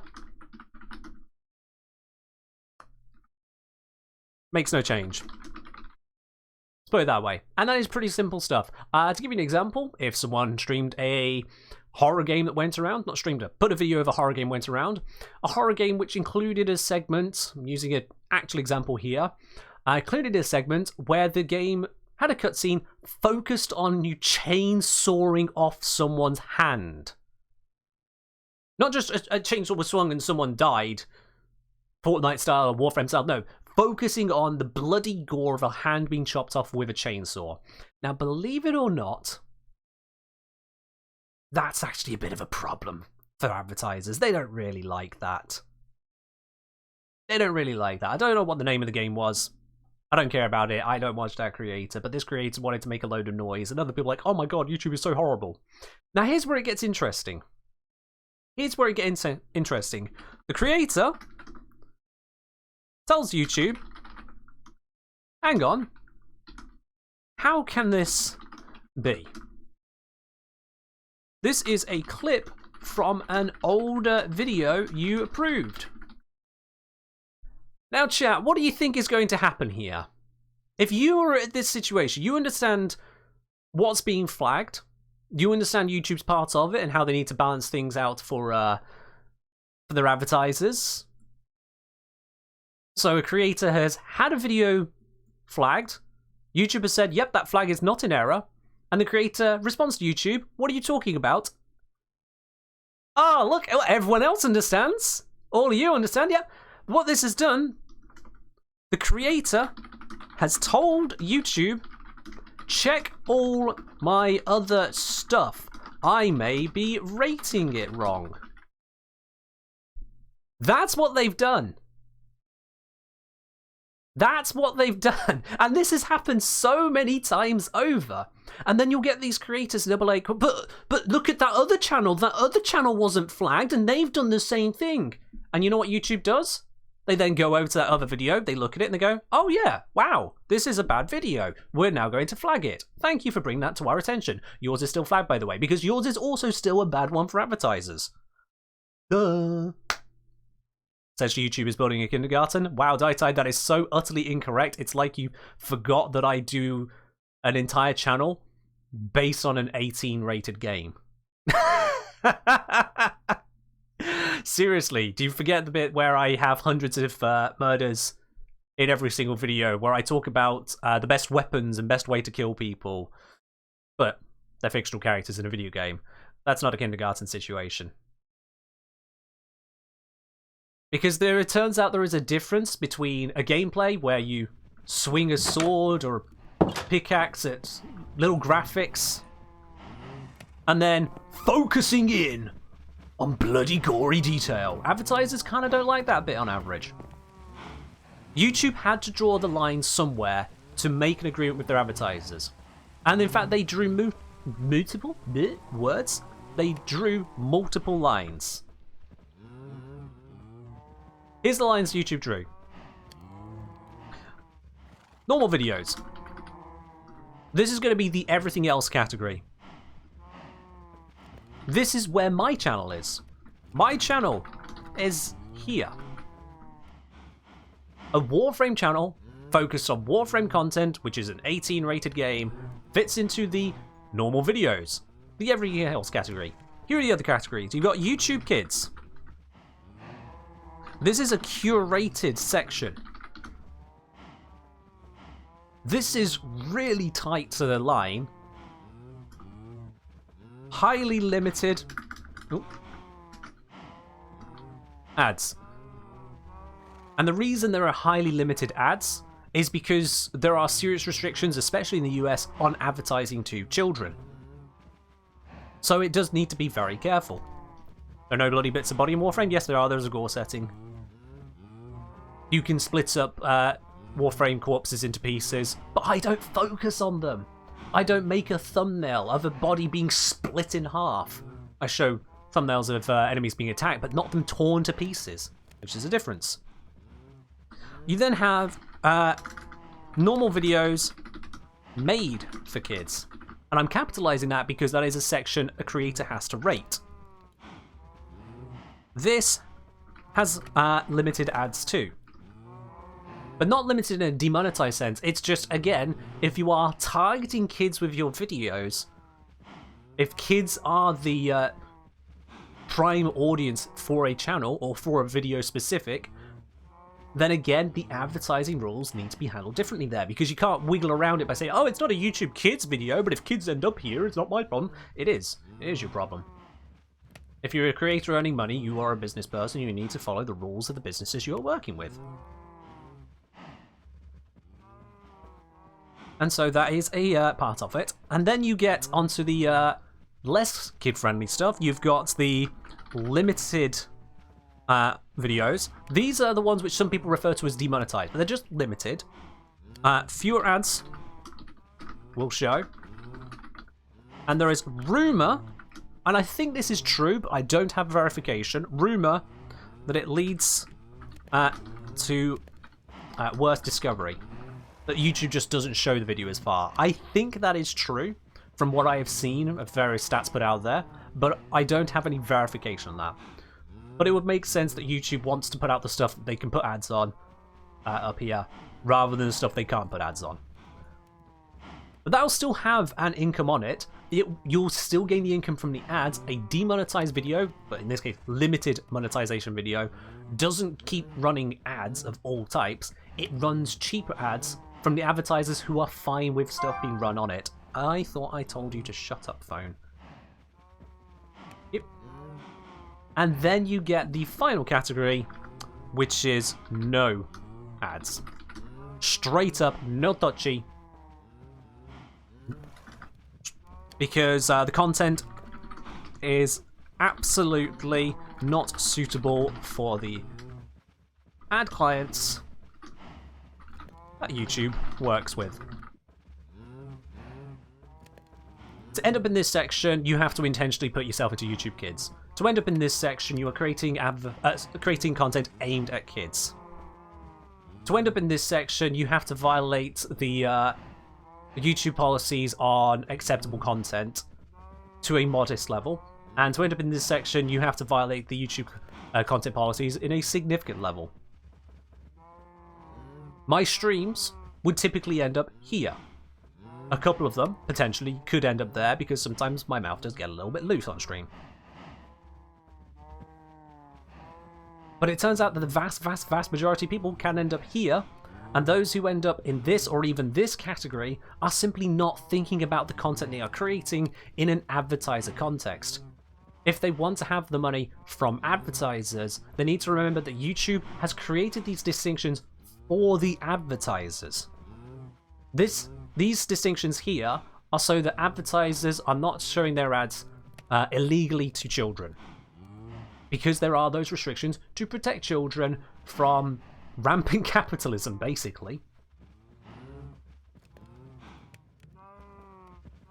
This category here, videos that end up in this one, is to say to the advertisers that want to keep things on the safer side, look, safe advertisers, here are the normal videos, there are loads of them, there are plenty for you to advertise on.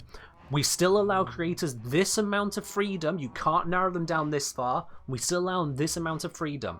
If you're not okay with that, this is an agreed line we've got with all of our other clients, handle it. However, Mr. Advertiser, if you're fine with things being a bit more broad, quite a bit more broad, then Mr. Advertiser, you can advertise on these videos as well. You don't have to choose this, but if you're okay with it, if you're okay with your brand being next to some more problematic content, then sure, here you go. But as a platform, we absolutely will never put your stuff against this content.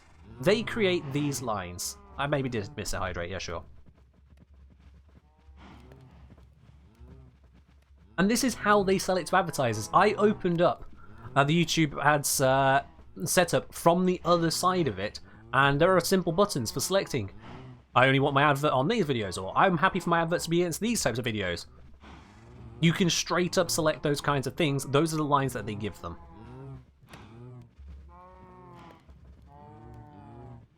And there are so many creators that just don't seem to want to consider that. They just want to be uploading loads of content and getting all of that ad money without considering in the middle, YouTube is matching ads to videos on the basis of advertisers want to be there.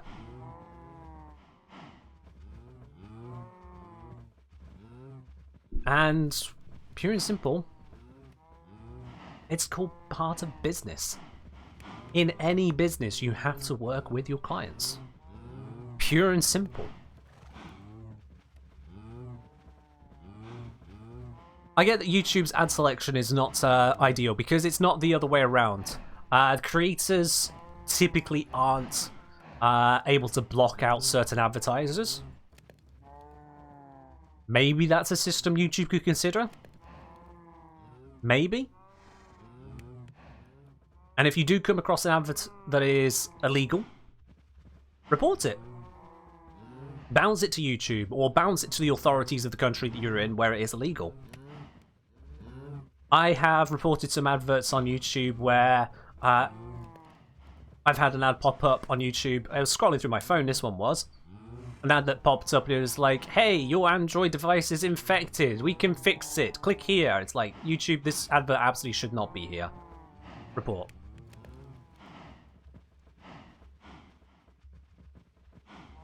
And it's a continuous thing. YouTube can absolutely do better when it comes to who they allow to advertise. I get that. Absolutely, I do get that.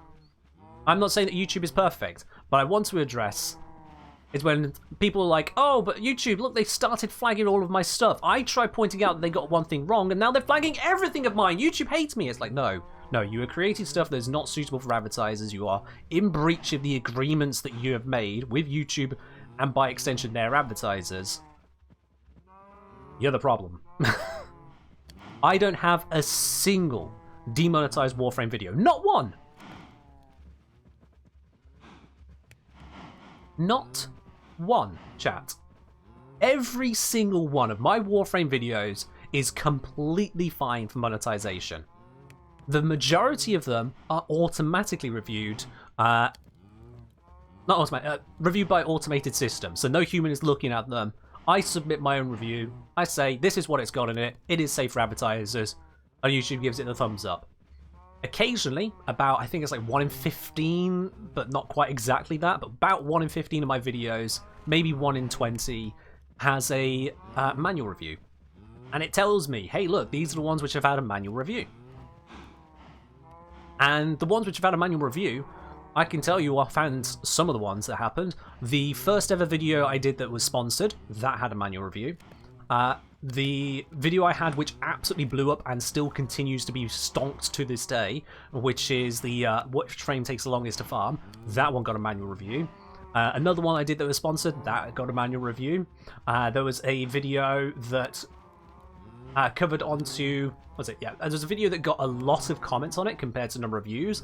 That one got a manual review.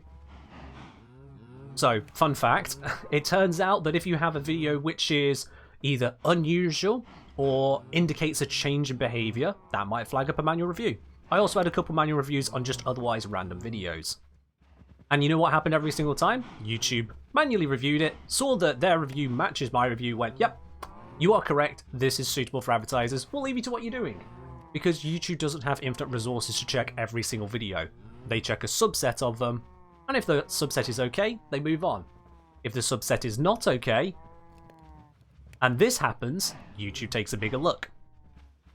Ba-ba! Moderation 101. You can't see everything. You can only act on reports and a sample selection. Amazing. Good thing Warframe is a gore setting though, right? Fun fact, I actually have gore enabled on my Warframe. I actually have gore enabled because I don't focus on it. I stay on the right side of the filters. It's that simple to just follow the simplest of instructions.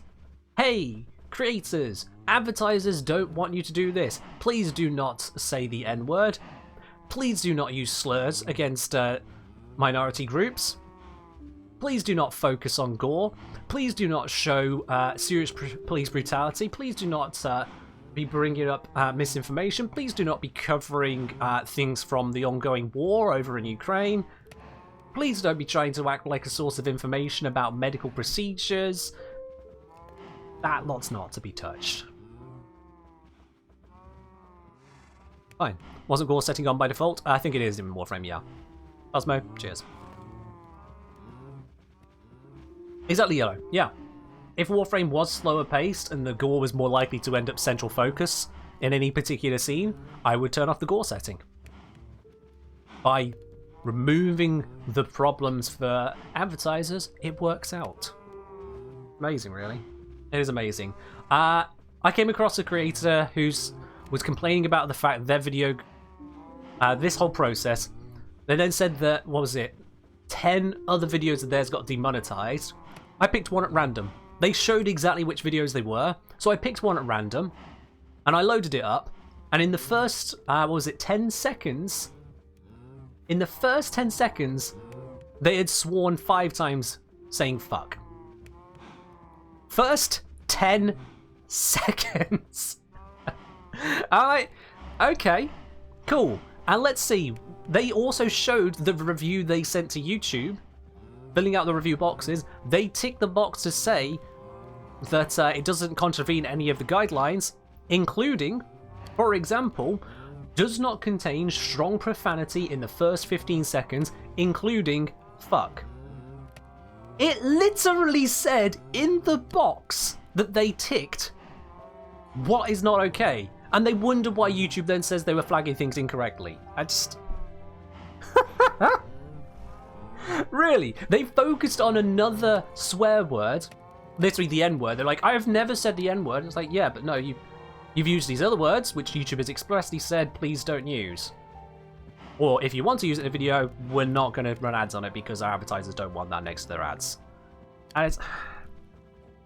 When someone literally posts the evidence as to how they have ignored YouTube's own simple, clear policies. YouTube isn't the best communicating about when you've broken the policies, but they are clear enough to read because I've read them. I've checked them. I follow the updates. I get them in my email every month if YouTube makes any changes. Sure, yeah.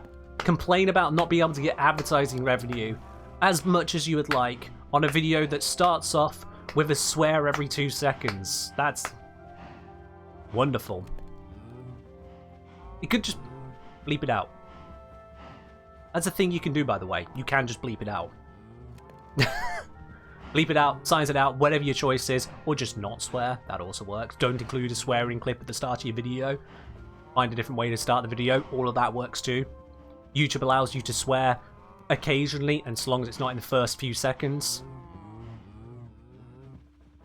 Yeah. Didn't they start to flag the bleep sound too? I have not come across any example of that so far, Azam.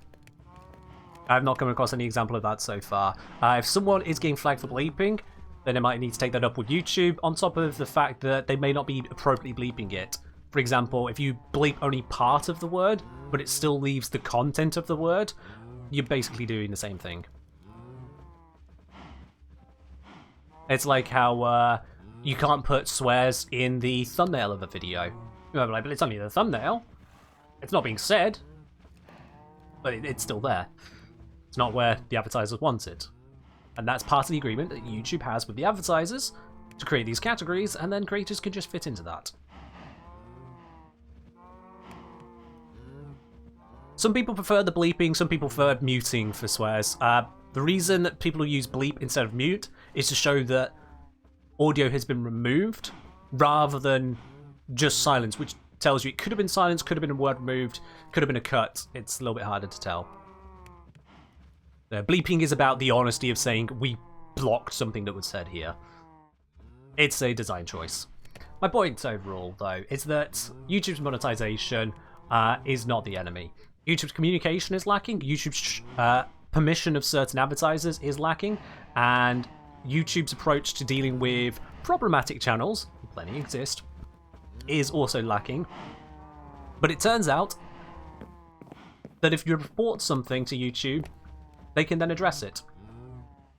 And if a creator chooses to report themselves saying, YouTube, this hasn't been flagged before, and you're saying it's not okay, why? YouTube then goes, well, yeah, you're right, it's not okay. Thank you for bringing it to our attention, idiot.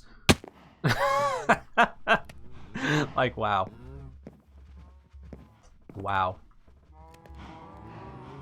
So, yeah. Also, it could be more entertaining to see how someone can find new ways to censor themselves. True, yeah, I've seen examples in some Rocket League content where it became a thing. They started bleeping out swears in Rocket League videos by using the sound of someone attempting to do a flip but not having the a boost to do, no, attempting to boost but not having the boost to do so. It just made this kind of sound.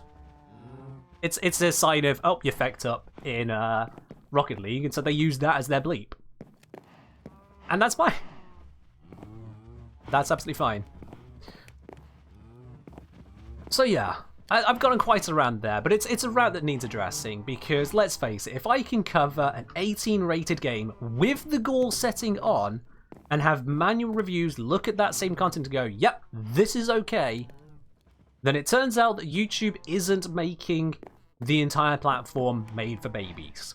Instead, it's all about meeting the middle ground with the advertisers. And if you don't want to do that, cool, keep making your videos. Don't expect to make the ad revenue from it. Go get some sponsors yourself then.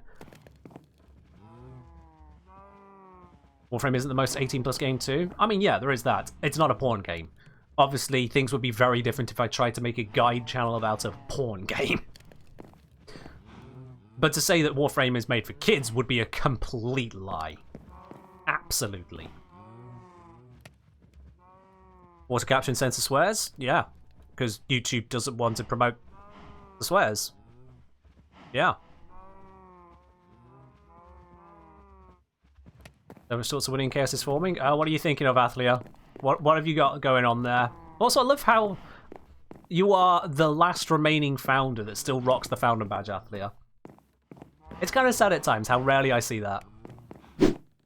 And then Athlia comes out with an additional 5 gifted subs. Now that is a way to wrap it up. I think right there, that is how we cap it. We started with Athlia gifting subs, and we're going to finish on Athlia gifting subs. Giving out another 5 to community. Athlia, you are an absolute legend. Thank you very much. That's a fair point, Ladybug. That's a fair point. I get where you're coming from. Daitai, it's not about kids learning swear words. That's not the reason advertisers don't like them. That's not how it works. But okay. Drink again? Okay, Yellow Jams. Cheers. Hello, Solarium. I'm very sorry. You've come in at the wrong time. I stream for about 3 hours at a time, and we're at 3 hours 16. We're at 3 hours 16, so unfortunate on the timing there. It is where we're going to have to wrap it up. Where's my netherite box? There we go. Just drop all that in there. Give me a little bit of extra space. To set the one music disc I have running. I think that's the only disc I have. Yeah. I'm going to have to fix that at some point. I was hoping to get more Ancient and Debris, but it really didn't happen today, did it? In any case, that is what we're going to have to wrap it up. When will the next stream be? So I stream every Wednesday, Friday and Sunday from 7 till 10 PM UK time. You can see the schedule by typing in !schedule. You get a link in your time zone to make it even easier. I haven't got Pixep yet, no. Every Wednesday and Sunday Warframe streams, every Friday is a variety stream, and that variety is voted for by subscribers over on my Discord. So if you are a subscriber, make sure you're on the Discord, make sure you check out the vote. The next one will be going up shortly after this. You thought it was RuneScape music for a moment? No, this is Minecraft music. Although I will get a bit of distance from it. Not in the cactus, not in the cactus! Let's get a bit of a distance from that, shall we? Make it a little bit quieter on us. as I stand in the grass, observing my bountiful cows. And Cosmo, cheers. But yeah, we are going to wrap that up there. Epic cactus roof jump? Oh yeah. I'm just the best at flying in this game. It's a known thing, isn't it? I'm just the best. It's fine. I can handle. I'm not terrible at it.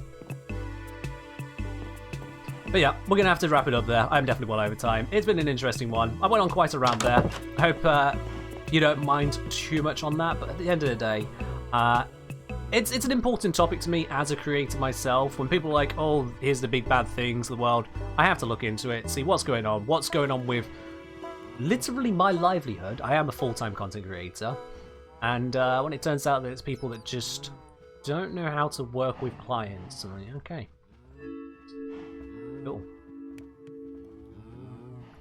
Cool. On that note, thank you very much for joining in. I do hope you have enjoyed the stream though, and I will see you on Sunday for some more Warframe. Until then, you have yourself a very wonderful weekend, and especially a huge thank you to Athalia for the amount of support there. But on top of that as well, to Eddie, to Cosmo, and to Adam Malek, all four of you, your support is amazing. I'll see you guys in the next one. Bye.